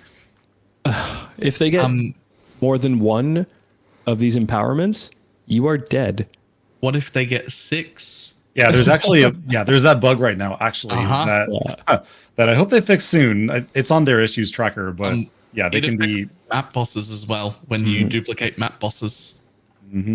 Also, So for essences, you cannot see its empowerment until you've Yeah, actually before opened you the open essence. it. That is a problem. That is a problem. I need to put them in. But Imagine they hadn't removed Metamorph and we had like the triple empowering on Metamorphs. Oh man. for anyone listening who doesn't know how you can get 6 empowerments on a mob, what appears to be happening is you have an essence that rolls its number of empowerments 1 to 3. We'll just say it hits 3. When you open the essence, if you've got the essence nodes that duplicate the mobs, it spawns an exact copy of that mob, including its 3 empowerments. And then it gets to roll its own empowerments. Oh, So the copy of the essence could roll its own 3 empowerments on top of the 3 you've already got and have 6 empowerments. I got one in like a 7 essence rare, and it ate 5 of my portals and involved a lot of kiting. And I'm on a Hex Blast miner doing like 1,000,000 damage per hit. And it took 5 portals in a long time. I killed it out of stubbornness, but it's not a good idea. Dear God. Yeah, I just push Val DD and like let Jesus take the wheel. Basically, like if I kill one of them, I kill the other one. If I don't kill one of them, it kills me. Just roll the dice. damn. Yeah, that's a little tricky. But yeah, like even without that bug, I mean the triple empowered are pretty rough. It's they have a lot of health. It's like it reminds me a little bit of Sentinel. Like maybe just because Balor said like technically we're getting Sentinel back this league just with less control. But yeah, it's definitely rough. And like so many monsters in the Wildwoods already are just so incredibly tanky. It's just so weird when you walk around there and you fight a rare for like 3 minutes and then you walk into the Wildwood Scourge encounter and you spawn Baydat and you like basically kill him in like a couple of hits because he has 0 HP compared to everything else in there. Yep. Yeah, you go through the through the encounter going, man, does my build just suck? I just do no damage, and then you fight a normal monster that's not empowered or anything. And it's like, oh no, it's fine. It's just. So I'm not the only person that spent like a full day thinking, man, this build is just not as good as I thought it was. Yeah, same. But I had that with the explosive trap. The only thing that corrected that opinion is like every time after the map, I'm like, God, this was such a pain. I hope the boss is pain free. And then I go into the boss and it goes like, brrr, and it's dead. Mine happened because I evolved like 6 tier 16 maps in a row, or 15 to 16-ish, and they all went like 8 mod corrupted, and I was still really early and whatnot, and I was just like, you know what? I'm already struggling so bad. I'm in such a bad place with this build right now. I'm just going to run these 5 or 6 maps without using the league mechanic, and then just screamed through 8 mod corrupted maps like it was easy. I was like, oh, it's the impact. My build is actually strong. This league mechanic is just dangerous. Well, that's actually what I've been doing. I haven't been touching the league mechanic generally unless like I have a really good reason to, and I guess that's partially why I haven't experienced it as much as you guys have. Like, because for me, as I'm doing the league mechanic, I'm like I'm enjoying this. I think the league is a lot of fun. But my opinion on it is I'm looking forward to my character being strong enough to handle it efficiently instead of, wasting 5 portals a map on cracked essence monsters when I need the essences in it to get the gear to actually let me kill it. So that's sort of been my take on it. And it sucks, but to me, it's just the best way to do it, especially because you can't end the Wildwood encounter early. If you could end it early, then I wouldn't take on that much risk, and it might be better. But you could always do it at the end of the map too. You can Backtracking, dense game. backtrack, yeah. For like a map like Mud Geyser, that'd be fine. Or something. Yeah, Well, the ones I'm doing right now are Mesa, Jungle Valley, because they're connected. Nice little connection there. But yeah, it is just inherently terrifying. And I'm playing the most meta build, I guess there is, right? Like DDLE is, at least for hardcore, the most quintessential meta build there is right now. That and Bone Zone probably. But yeah, there was moments where I'm like, am I playing this build wrong? I've been playing it for like 4 years. Am I doing it wrong? Because everything feels bad. And that, to me, is just, it's a bad feeling because there are still players who are relatively new. Like, obviously my game knowledge and my capacity in this game is a lot higher than the average player. And if I have a struggle, the average player is struggling 5 times harder probably than I am. And I feel bad for that. Like, it's nice when there's a league mechanic that's fun and challenging and difficult, but if it's challenging and you don't really understand the rhyme or reason why it's challenging, or you go in, like when going into the depths and you suddenly go towards the purple ones and they beat the living piss out of you because the purple ones are chaos damage and silly overtuned with their toxic rain and all that, that makes me feel bad because, okay, for me, I can deal with it. I can figure out a way around it. I know how to craft my gear to be able to get chaos res. I know how to play against mobs like that because I've had so much exposure from everything trying to kill me, especially in Gauntlet and whatnot. Yeah, and even if all else fails, you're pretty frustration resistant. Yeah. Because you've been playing hardcore for so long. Exactly. Like, I can figure out a solution and it isn't going to upset me all that much. But that poor new guy, or that player who's just, the average individual who doesn't have that game knowledge, is going to feel so frustrated with these overtuned mechanics. And it is better that they start it overtuned than they reduce it slowly or quickly. In this case, they're actually doing a very, very good job being reactive and reducing it, like 2 changes or major changes already, 1 patch worthy, and then 1 in the hotfix after like 2 bigger streamers die from it. That's good. That's very good. They're putting resources back into PoE 1, it seems, again, which is awesome. I'm also going to share that. I'm very, very happy to start it difficult and tune it down. Mm-hmm. There's one reason. If you're somebody who can do it and then they make it harder and now suddenly you can't do it, that feels like shit. That feels so much worse. Who's struggling and you can't do it and then there's a patch and now you can, that's great. Mm-hmm.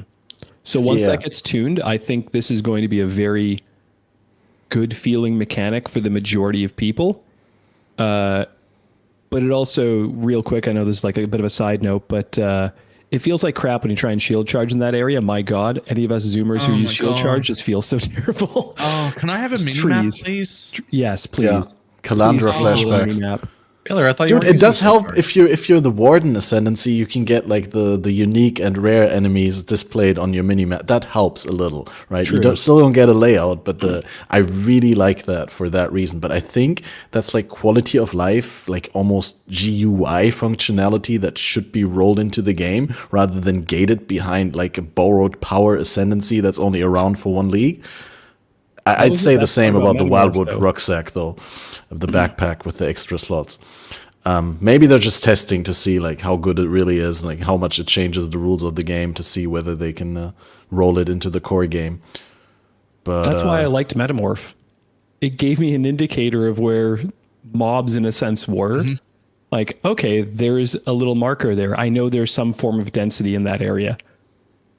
Even if it's not a rare mob, it could just be one of the white organs, but at least I know there's mobs that way. I still sometimes throw metamorph scarabs on maps without even caring about building the metamorph just to get the locations. It's really nice. And yeah, once again, I also do agree. Like, obviously, it's way better to release it overtuned. A new league gives like access to many rewards and incredible, like high value rewards, but also exclusive rewards you can't get elsewhere. So it should on release be something that is challenging and not be laughed about, right? But I have one caveat and one like little like grain of salt to that statement, and that links back to a criticism that we bring up here so liberally and frequently, and that is, why the fuck? Why is Act 1 the hardest act in the goddamn game? Every single time, dude. Like just throw a bone to the new players. Like let them have their mechanic in Act 1, and when they get to Act 2, they're like, oh, okay, this actually gets harder, right? But now I know how it works, so I have a little bit of an advantage there. But having it so that the first time they go into the mechanic, they get frustrated to hell, they either rage quit or they stop doing the mechanic for the entire leveling process until they're in maps is not good design. But we know why this happened, though, right? Because they went and reworked Act 1, which in my opinion was starting at the wrong side, because they were like, we need to retune the whole campaign. Which is a good idea. Which is great. I think they started the wrong side, and then they stopped. It's way too early. They started at Act 10, made that harder, and worked their way backwards so that the easy acts end up first. They rebalanced Act 1, so now it's hard, but they didn't rebalance the rest of the campaign. They so do that a lot. You're fine. They start these projects and then they never finish them. You know, they announce, oh, we're doing this crazy, animation revamp. We're doing this crazy campaign rework of all the monster types. And, by the way, we only did Act 1 and we'll do the remaining ones later. And then, later becomes, oh crap, we have a league that's due in 2 weeks and we haven't done the skills for it yet. And we need to sell some MTX. Fine. They just started at the wrong side. Don't start at Act 10 and then you can take your time because you've made that harder, but that's at the end. Then you make Act 9 and then that's fine. And you keep going back all the way. You do Act 1 last. So I went to a university called UBC, University of British Columbia, also known as the University of Bullshit Construction. Now, basically, it sounds like what they do there. They're like, hey, we're going to build a parking lot because then after we build a parking lot, we're going to build a new building adjacent to the parking lot. Oh, we built a parking lot. Well, time to build another parking lot. What about that building you were going to do? Oh, yeah, that's on the back burner. Like, we just got all these other projects now that we decided on, and we're going to go through those projects first. Sorry about that, guys. Our bad. It feels like that. Just kind of got lost along the way. But don't worry. All your donations that contributed to that construction will still be going towards that. Oh, yeah, of course. Obviously. In 5 years. Does anybody else feel that this the feeling of inside this Wildwood area is very much Dark Souls oriented? Like without the minimap icon, you find this NPC just at a campfire, like Talamoana Wanderer. Didn't think that. You just show up. There's no icon. There's just there's a bar above their head and that's about it. And they have these cryptic words to say to you almost. I get that. A little bit Dark Souls-esque. Yeah, sit by the fire. I just praise the light. I really hate that there's no minimap. It's very disorienting for me. I personally don't mind the lack of minimap so much. I like the exploration aspect and kind of the sort of if logbooks are on one side all about here's a barrage of information, go figure out what to do with all of it. The Wildwood is kind of the other end of the spectrum where it's you don't know anything but a general clue about if you go this way, you pick up some pretty colors. Go figure out what happens if you go that way. Uncharted territory. Follow those pretty colors to a dead end. That's cool. I like it flavor-wise, and I know what they're going for. There is aspects about it that I do enjoy, but I find it horribly impractical. Especially for one example today on stream, right? I walk into the Wildwood, and then I quickly found the guy the shrine that lets you convert all your wisps into one color, right? But I didn't have any wisps yet, so I still needed to run around and clear the thing, find some encounters. And you know how long it took me afterwards to find that altar to convert my wisps? So at least there should be some minimap symbols after the encounter ended, because I don't see the point of when it's over anyway, so why does it need to be obscure? But, they always err on the side of rather have too much obscurity than too little in Path of Exile. So it fits with the themes. Any point of interest, though, should be uncovered once you uncover that point of interest. And should give you at least should become uncovered once the encounter is. If you can have the icon to the portal, cool. Give me an icon to the other notable things that I found along the way. Yeah. No, and I definitely agree with what Chad said here. I like that you don't know what will happen. Yeah, 100%. Like when you go in, it shouldn't show you which encounter is, so you can just beeline to whatever you want in the mist. But at the same time, there is a point where the minimap explored when I appear. I just want stuff to show up when I get there. When I shield charge into a tree, and oh man, 7 times in a row because I'm Pepega. I'd like to not shield charge into that tree again a little bit later because everything is dark and I don't realize it's the same wall. Now this could be because I'm bad, and that's fine. Take a feedback note. If Balor shield charges into a tree, it needs to be on the minimap. Well, Yeah. the thing is, we should be grateful. At least there's no darkness damage. It feels like it though for a brief moment. Like once you get the portal and you accidentally walk into the darkness, you're like, "Oh my god, am I going to die?" Yeah, No. Delph flashbacks. Oh, you're fine. You just get kicked out, and then the guy makes fun of you. You're fine. And he only makes fun of you if you don't take the portal, if you walk into the darkness, which only happens once you find the portal anyways. It's a bit of an odd one. Yeah. Oh, this is maybe also something interesting to bring up. I've only heard this because I heard that people were doing it in Balor's private league. Actually, you can share the NPCs with your friends. So I was like spamming a lot of Wildwoods in order to get my ascendancy because I really wanted the empty socket bonus. So if one of you listening right now is leveling late, just ask your friends who are already in the league if they stumble upon a warden to, extend the generosity of a portal to you so you can instantly get that no socket goodness. I'm not sure if I agree with the comment though. It's so your friends can't find it. I think it was sarcastic. Okay, I was like, they're gonna find it. Maybe in like 3 to 7 minutes, but they're gonna find it. No, I think it was sarcastic because it's implying that GGG doesn't want your friends to have a good experience in the game. I mean, sometimes it feels like they don't want us to have a good experience in the game. Not this league. Only for 3 to 7 minutes. It's a lot of fun. Again, I always just make these jokes like very sarcastically. Like, people, don't get me wrong, GGG is doing an amazing job and the game is so much fun. But there is sometimes this little bit of fuckery that they seem to be like, oh, yeah, you want to do that normally? Guess what? You're going to jump through the ringer for it. Yeah, there was a healthy amount of frustration, especially on league start. I guess we all had problems with the instances and with getting kicked out and stuff. But it was classic old PoE fun. I really, this weekend I was reminded at a lot of times, at a lot of points, of the old fun I had in 2014, 2015, like getting stuck in login queue, over-leveling my clarity 5 times and having to buy level 1 again.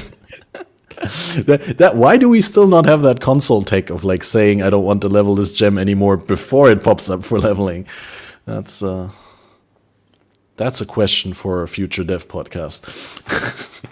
Basically, Balor said it earlier before we started the podcast. He's like, we're going to do the podcast. It's going to be fun. But I really just want to be playing PoE right now, to be honest. As much as I want to, still podcast fun.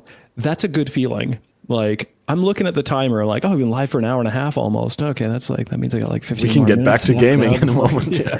Yes, we're almost there, back to the gaming part. And that's a great feeling. Like, I'm jonesing for it, and it's a lot of fun. And again, I only get limited periods of time to get to play this game. I'm leaving for Australia in 8 days, and I'm looking at my ticket going, what did I do this for? The game is fun. That back a week or two, like what? Yeah, I'm enjoying this. What is this here? It's not all bad. My sarcasm is placed for the sake of sarcasm. I'm sure Balor has an extra PC you can borrow. It's fine. Yeah. I'm running both my PCs right now. I think it's a great league. This one's going to be one of the ones that you play for from a month all the way to the end.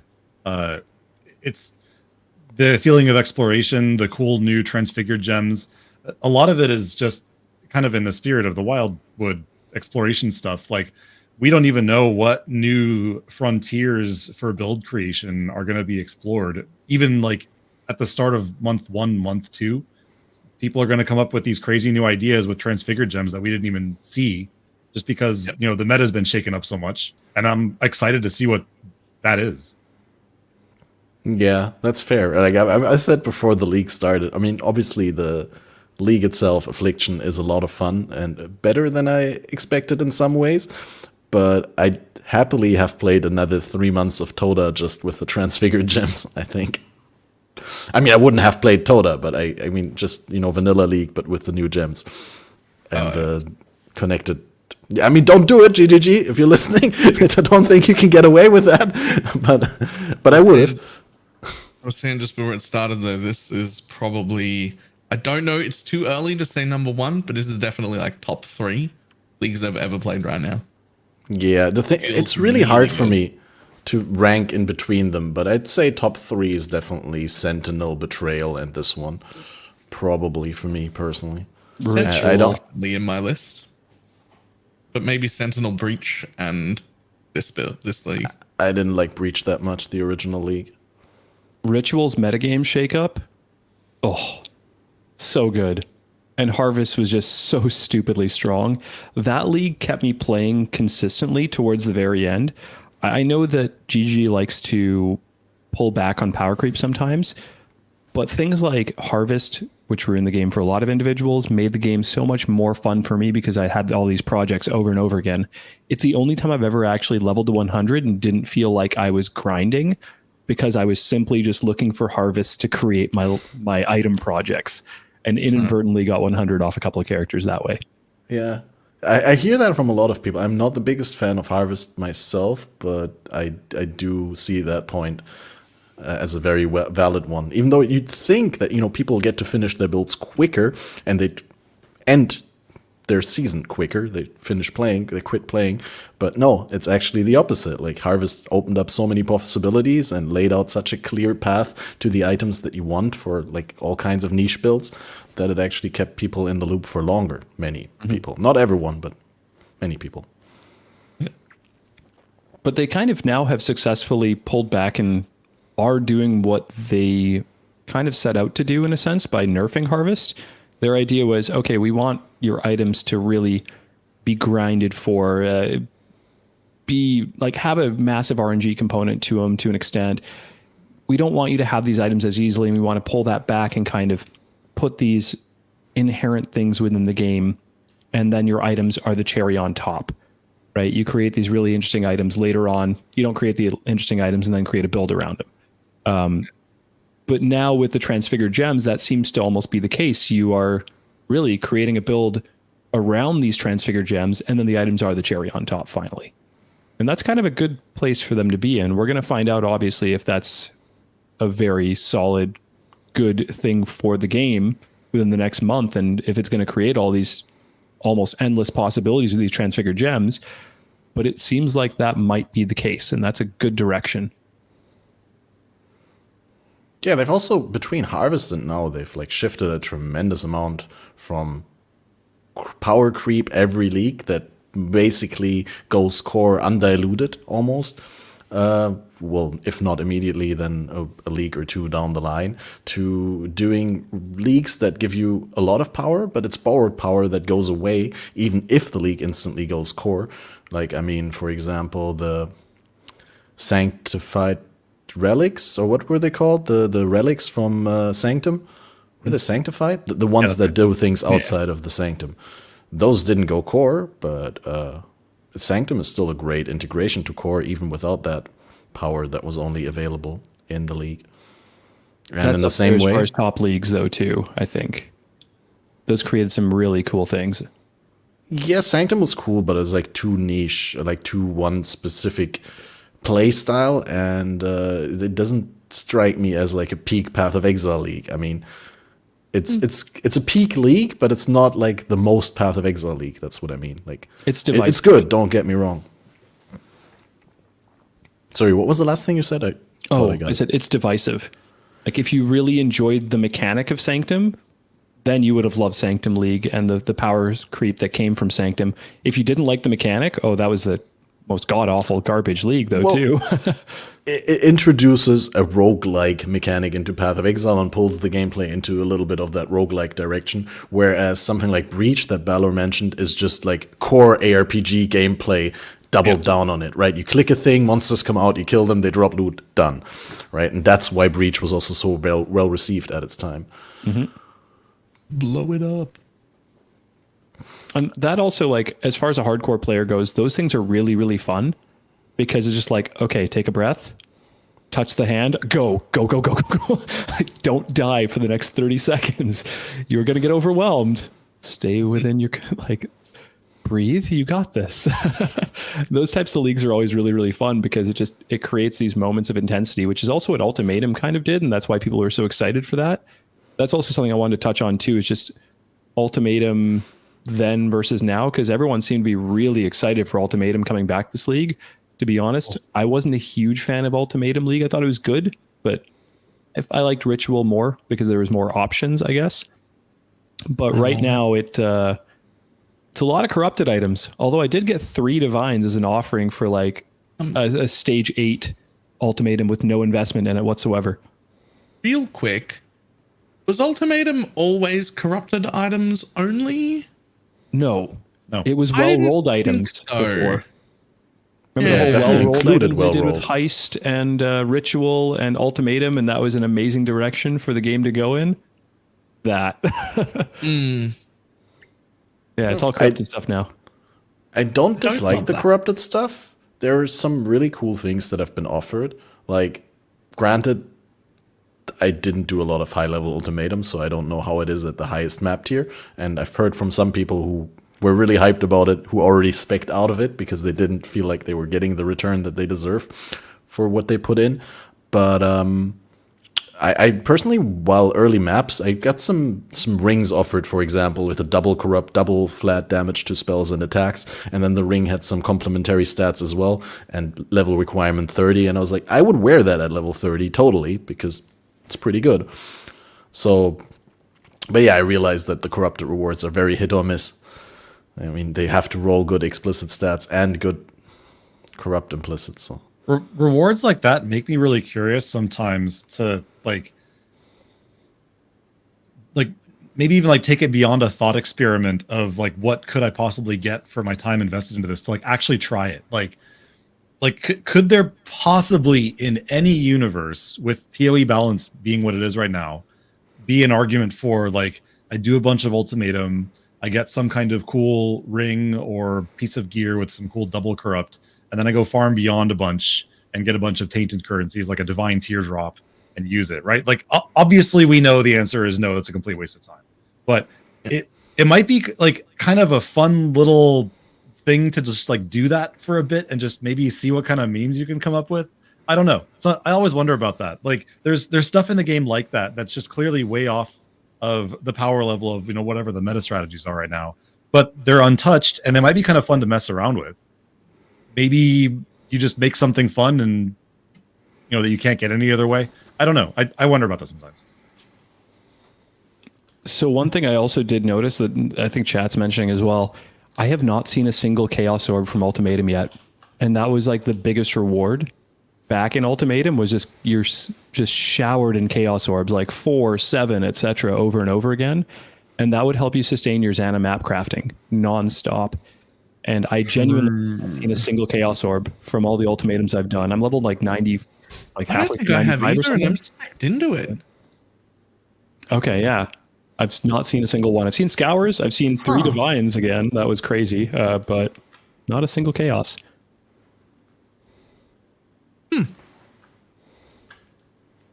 Yeah, Ultimatum is raw a- currency rewards seem to be a little bit less.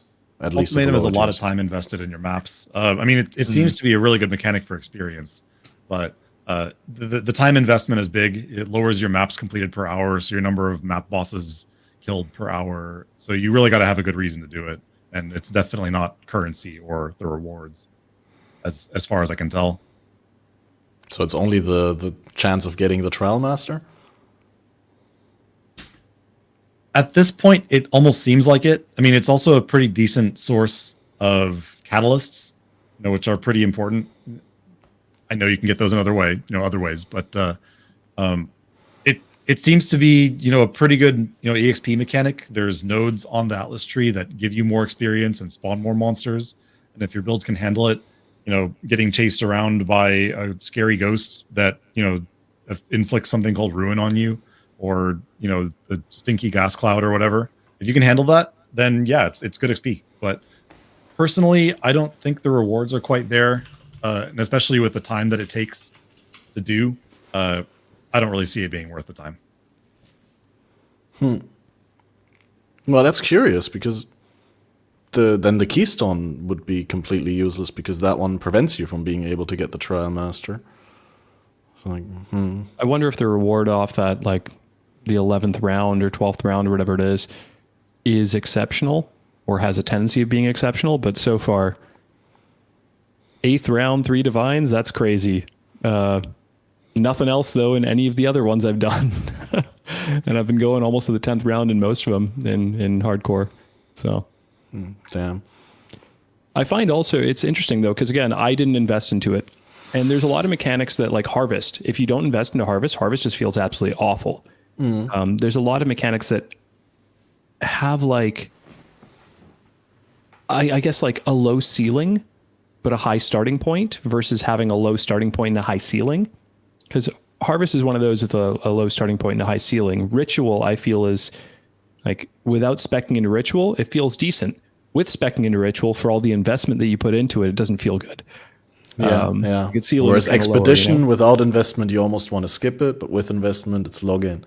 Yeah. So it seems like it's similar to ritual in that way, where it's like, oh, this can be okay, but with the investment that I put into it, this doesn't feel great, is what a lot of people are reporting thus far. Maybe they might fine tune it. I have no idea, but yeah, that's the feeling I get so far though. Well, I mean, probably the same thing that we said earlier with the game balance, right? You just want to make sure that if you change things after the release, you do nerf enemy power and you buff the rewards, and you don't want to change it in the other round as to not upset the players. So yeah, it's better to release it a little bit, the rewards a little bit undertuned, in the same way that it's better to release the enemies a little bit overtuned, because adjustments in one way are always easier. I definitely agree with that. Like, Ultimatum isn't a new mechanic. It's one that we've already visited. And it's not something they're trying to like attract people with. Right. Beyond the obvious selling point of like, hey, we brought back the thing that you guys like. Here you go.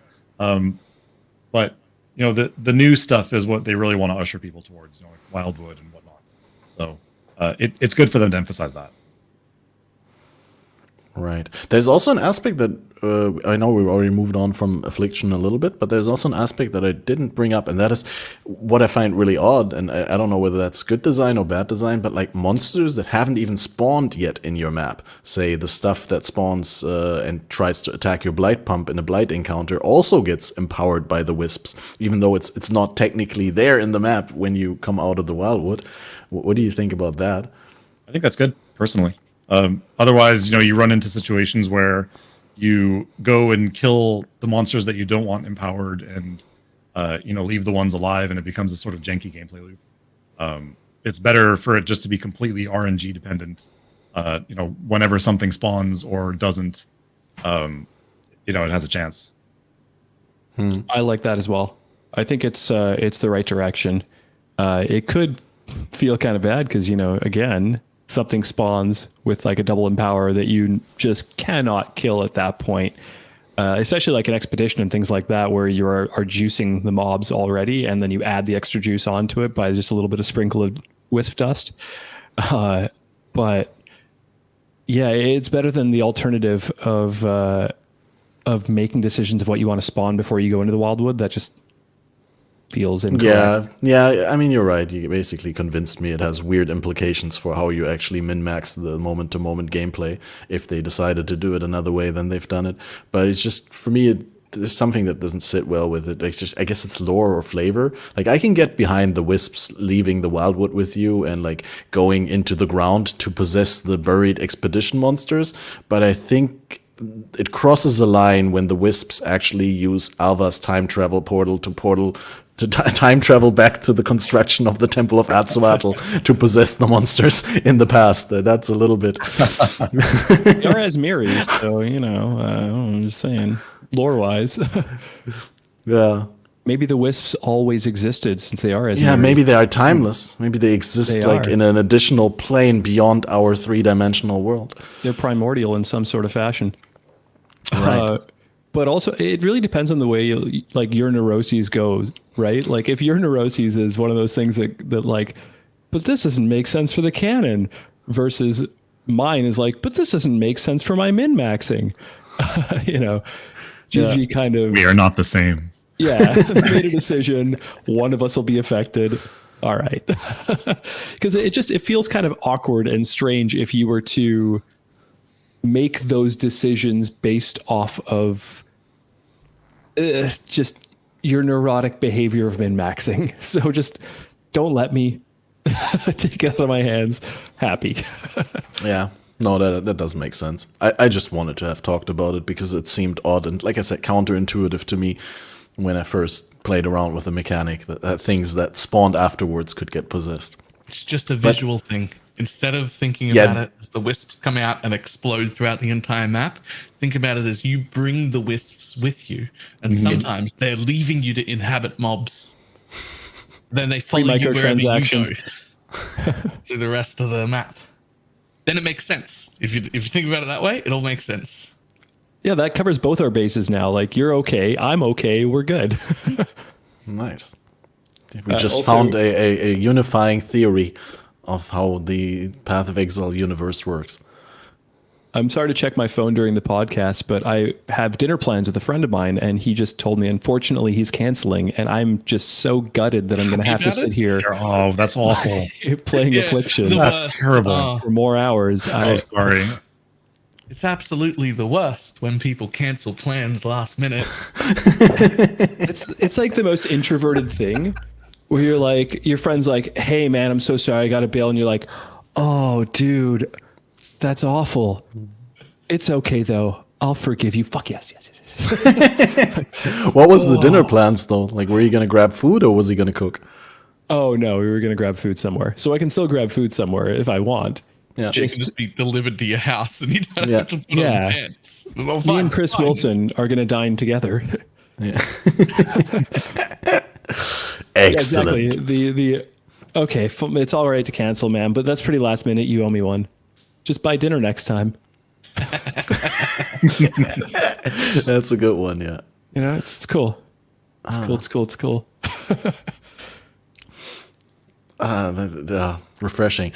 We almost covered the 2 hours. There's one thing that I definitely wanted to go over with you, and I'm sure there's going to be like some side branching here or there to other topics, but one thing I want to cover in the interest of our viewers, of course, and listeners at the devices at home is, what is your approach to the Atlas? Like, what are you doing with your Atlas tree? What are you like doing to set up your league for success in these crucial first couple of days of the league? What is your plan? And well, I've done what Balor recommended and what I've experimented with in the Blast from the Past, and that is, of course, a wandering path tree in order to rush the Atlas completion.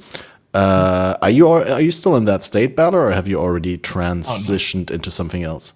No, I'm into being fully spec'd into Ultimatum and not getting rewarded for it appropriately. Oh yeah, that's a point we touched upon. Yeah, I was listening. So I'm fully into that, but then also fully into map boss rushing, which actually doesn't even go together. So don't copy what I'm doing. Yeah, Ultimatum and Boss Rush is like the antithesis of one another. It's fine because we're in a private league and I don't care about like profit. And these were the two mechanics that I wanted to do. So I'm having fun, but that is not a cohesive Atlas strategy. Like, I'm happy with it, but don't copy my Atlas strategy. That's not cohesive at all. Do as I say, not as I do. Yeah, yeah. Pretty much. Well, how does your approach differ in hardcore Tryxt? I assume you wouldn't go wandering path right away, or at least not get the increased effect of modifiers on your map if you chose to do so? Oh no, beeline to Wandering Path. So I was very surprised that nobody did a video on this for the longest time, and I was shocked that Jungron put out a video of it recently, because he had put out a few videos on doing like 6.5 hour two stone rushes. So killing Exarch and killing Eater of Worlds in the quest line to be able to get you 2 stones. Just on fresh starts, getting there in 6 hours approximately. Which, by the way, for those of you guys who don't follow the racing scene and whatnot, I'm Exile decided to do just a quick little practice on DD Elementalist before the beginning of the league and set the world record of 5 hours and 23 minutes to get both stones, which is absolutely insane. Anyways, Wandering Path has always been the best thing to do to get your map completion. For those of you who don't know, Wandering Path just doubles the small nodes, and any of the notable nodes you get no benefit from. So what you do is you go with all the little small nodes that give you 2% chance for the ability to drop an adjacent map within your maps. You get a bunch of those nodes, you get 25 of them to be exact, and that'll give you 100% chance to get an adjacent map in every one of your maps.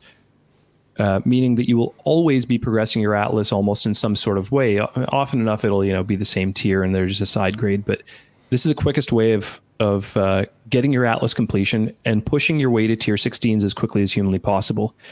If you get a chance, check out his video if you haven't actually done that strategy before, because it is the quickest way of going. After that, there's a Keurig component as well, though, for those of you who don't know, if you really want to progress it very quickly. You get the little Keurig nodes too. You get a bunch of Keurig missions. You use those to get the last ones, along with using your explorers, scouting reports and whatnot. But that allows you to really get to T16s on day one if you do push at a good pace, which is what I want to do, right? I want to be able to get there as quick as possible, especially on a build like DD, because it does not matter what tier of map you're in. If you can withstand the damage that the mobs are putting out, you're doing the exact same amount of damage because it's based off of corpse percentage and T16 corpses percentage-wise and HP-wise are the exact same as a tier 1. So,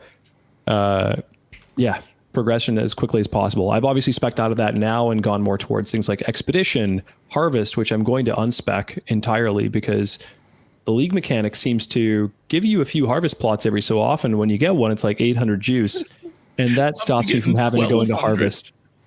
I got 1,200 on one of them. Why? I don't need tier 4 seeds. I don't need Oshabi. Don't make me do harvest, please. Please stop. So I'll unspec out of that. But Expedition, Jun missions, and stuff like that right now is what I'm doing. Yep. Oh, and essences, because I have a death wish. Apparently, I'll do the league mechanic and then do essences. Which, by the way, I'm doing that people too. in our GSF kept asking me, like, "Are you trying to die? Like, why are you doing the league mechanic?" And then I didn't tell them that I'm doing essences too because I didn't want more questions on that. But yes, I wanted to explore as much as I could about the league mechanic because I had to talk about it on Monday. So this was for you guys. I didn't die somehow. Putting his body on the line for us. What a guy. But yeah, that's what I was doing for the early portions of the league. So also, real quick, there is a bug going on currently where Searing Exarch doesn't zoom out. Fun times. Oh, is that what was happening? Yeah. That makes so much sense. Yeah, he doesn't zoom out, so you can't see the balls very well. I couldn't figure out why I was struggling more than I normally do. And I normally struggle, but this was so much worse. I couldn't figure it out. That makes so much sense. Yeah. Yeah. Right. So, but as you can see what's up on the screen right now, that's a good Wandering Path Atlas because you still get keystones. You just don't get notables. Personally, what I did was I went to the Jin missions to get a higher chance of getting Jin missions. I did go through the middle where the Keurig missions are, and on the left-hand side where getting more Keurig missions are as well, because Keurig can help you boost all the way up to T16s fast, especially because... So these ones, I got the additional Keurig missions down there as well. Yeah, if you want to do this as fast as possible, there is also a little trick. I'm not sure if I can articulate this properly, but I'll try.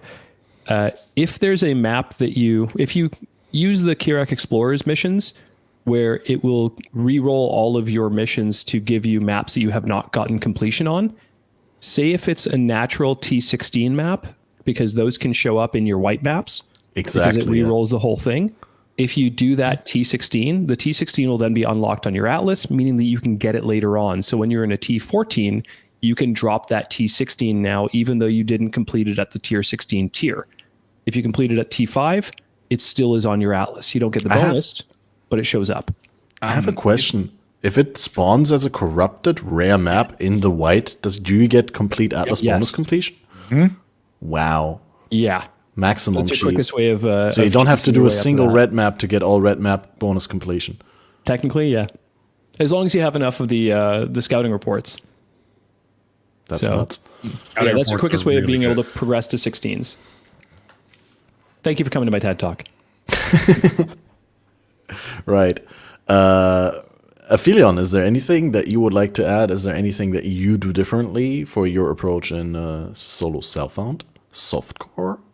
Yeah, so in SSF, softcore Wandering Path is probably the typical and most optimal early league strategy. But I think my league start has been a really interesting case study in what to do if everything goes wrong, including the things that aren't supposed to go wrong.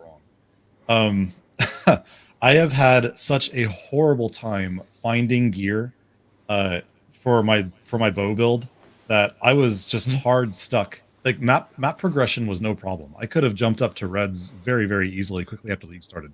I just could not handle it. One, because I was trying the lead mechanic.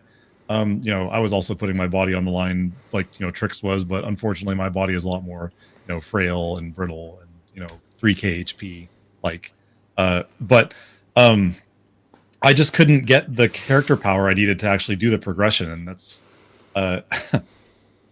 just in large part down to RNG, I guess. So what I was doing instead of Wandering Path was just backing out of that and going into Expedition and just praying that Rog and Tujin save me. And thankfully, it wasn't those two that saved me. It was a random fractured bow base drop that saved me. So I got a T2 fractured lightning ivory bow, which was amazing. And then 6-linked it in 400 fuses. So that saved my league. And I just dropped Expedition immediately after that and went into essences. Yeah, exactly. Essences, and then just figuring out the next thing. Just starting to de-scuff my build one by one, right? So that from there, your strategy kind of depends on what you look at your character and go, I need this, right? So for me, the need I identified was I need a little pride. So it was Legion time, right? And you just go from there. Legion's so juicy, though.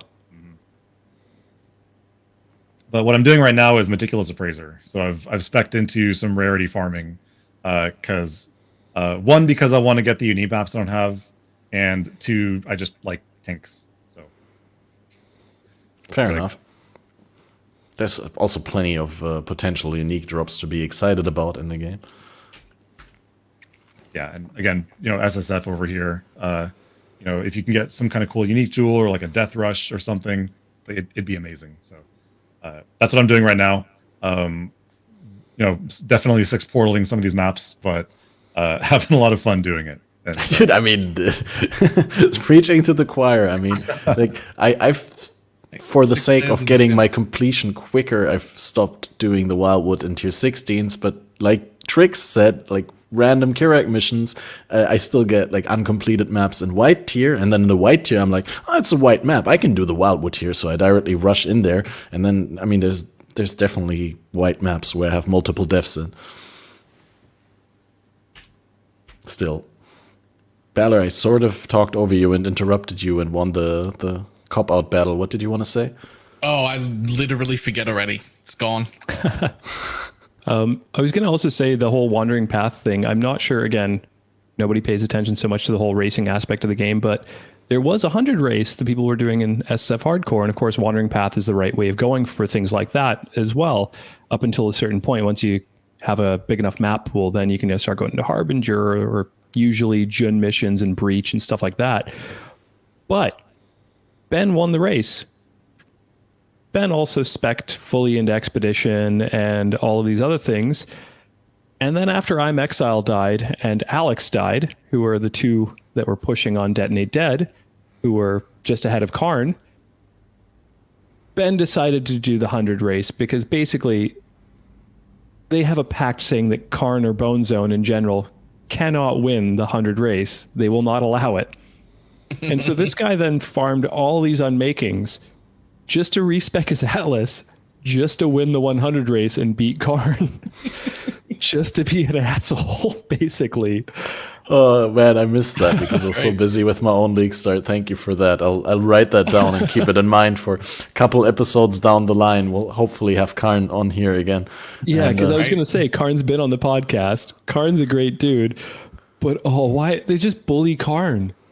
It's not about Karn. It's about Bone Zone.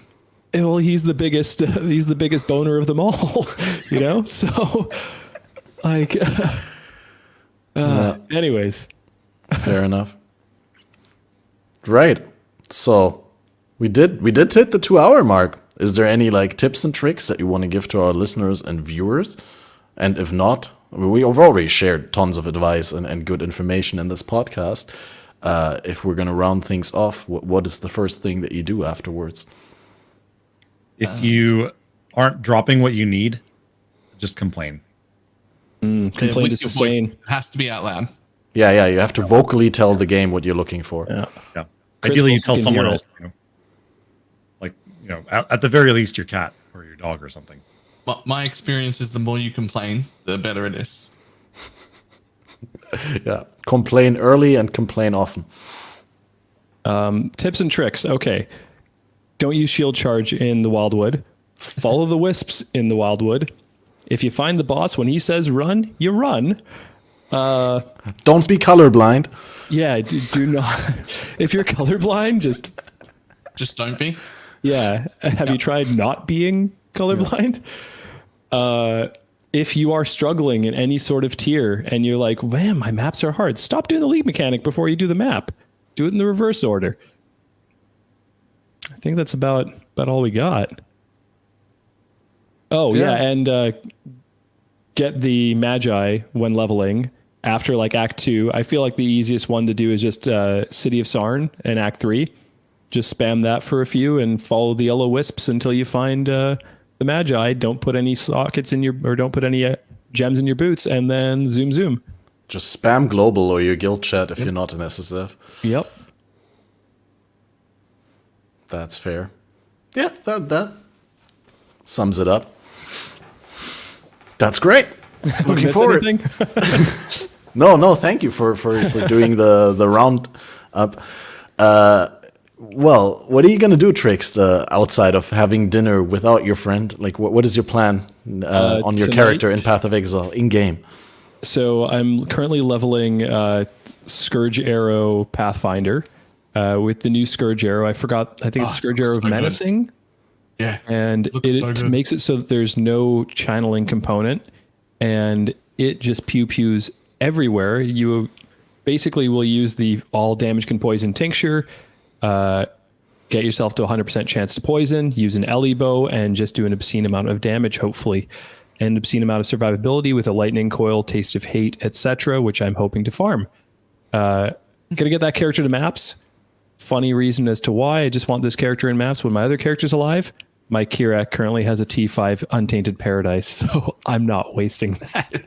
We're gonna level a character to use that, and then go back to doing my completions on my LEDD character and enjoy the hell out of the league after getting some takeout delivered to me, because if I don't have to leave the house, I'm not going to leave the house. Yeah, true min-max gamer right there. I also love the idea of like not letting that Untainted Paradise go to waste, and in general, it's never a bad idea in hardcore to have a backup character ready to go. Yeah, but it's just such a silly little thing. Like, as I was saying before, like, GGG saved me from myself. I'm not going to min-max this map before I do the Wisps thing. I'm going to do the Wisps thing first because I don't know the other possibilities. Save me from myself. This is a pure example of my neuroses coming into play and hampering a few hours of leveling. Yeah, but, it's just, you're expected to do that leveling anyway at some point in the league. I mean, you're probably not going to be completely deathless. Although I do wish that for you. The way that I'm doing things right now, it's bound to happen.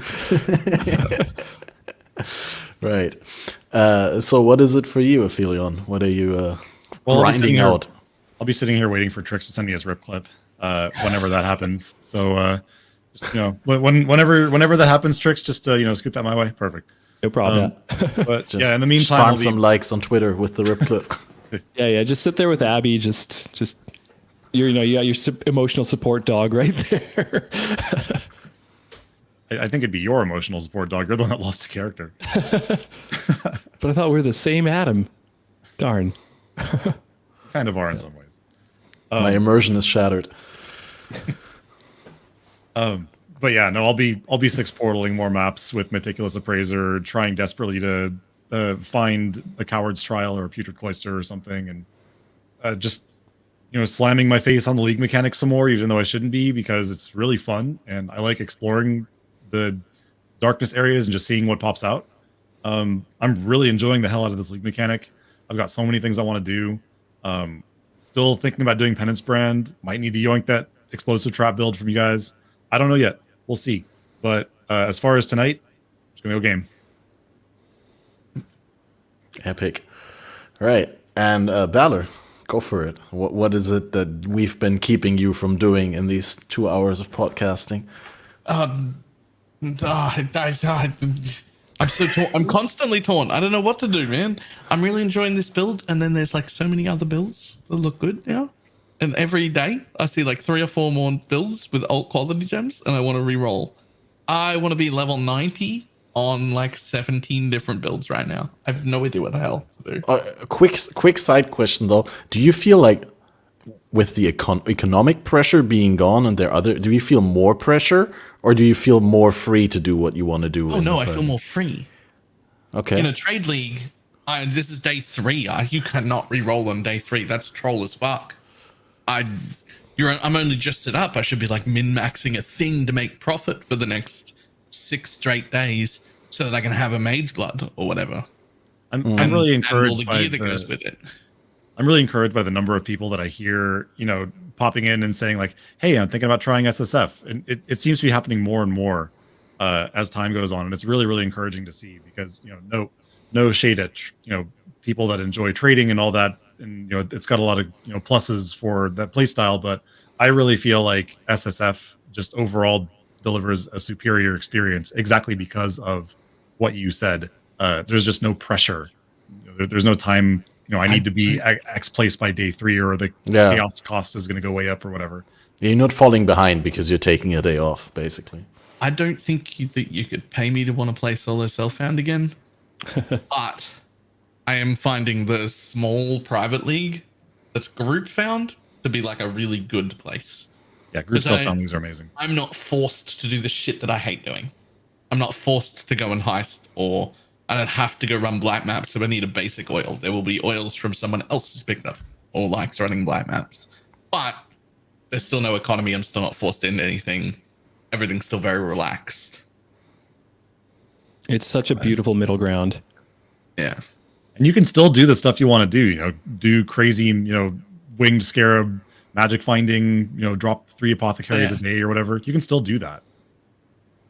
Well, now that you talk about it like that, it seems obvious, and that my question was a bad one. But where I was coming from with the question is that in a trade league, you don't have any specific needs. You just want to be as wealthy as possible, because that wealth can be converted into anything you need.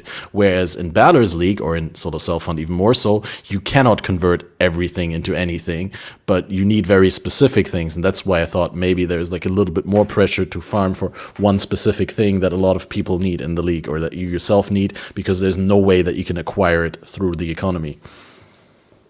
But with that many people, there's bound to be somebody who's True, yuck with as you're 150. yum.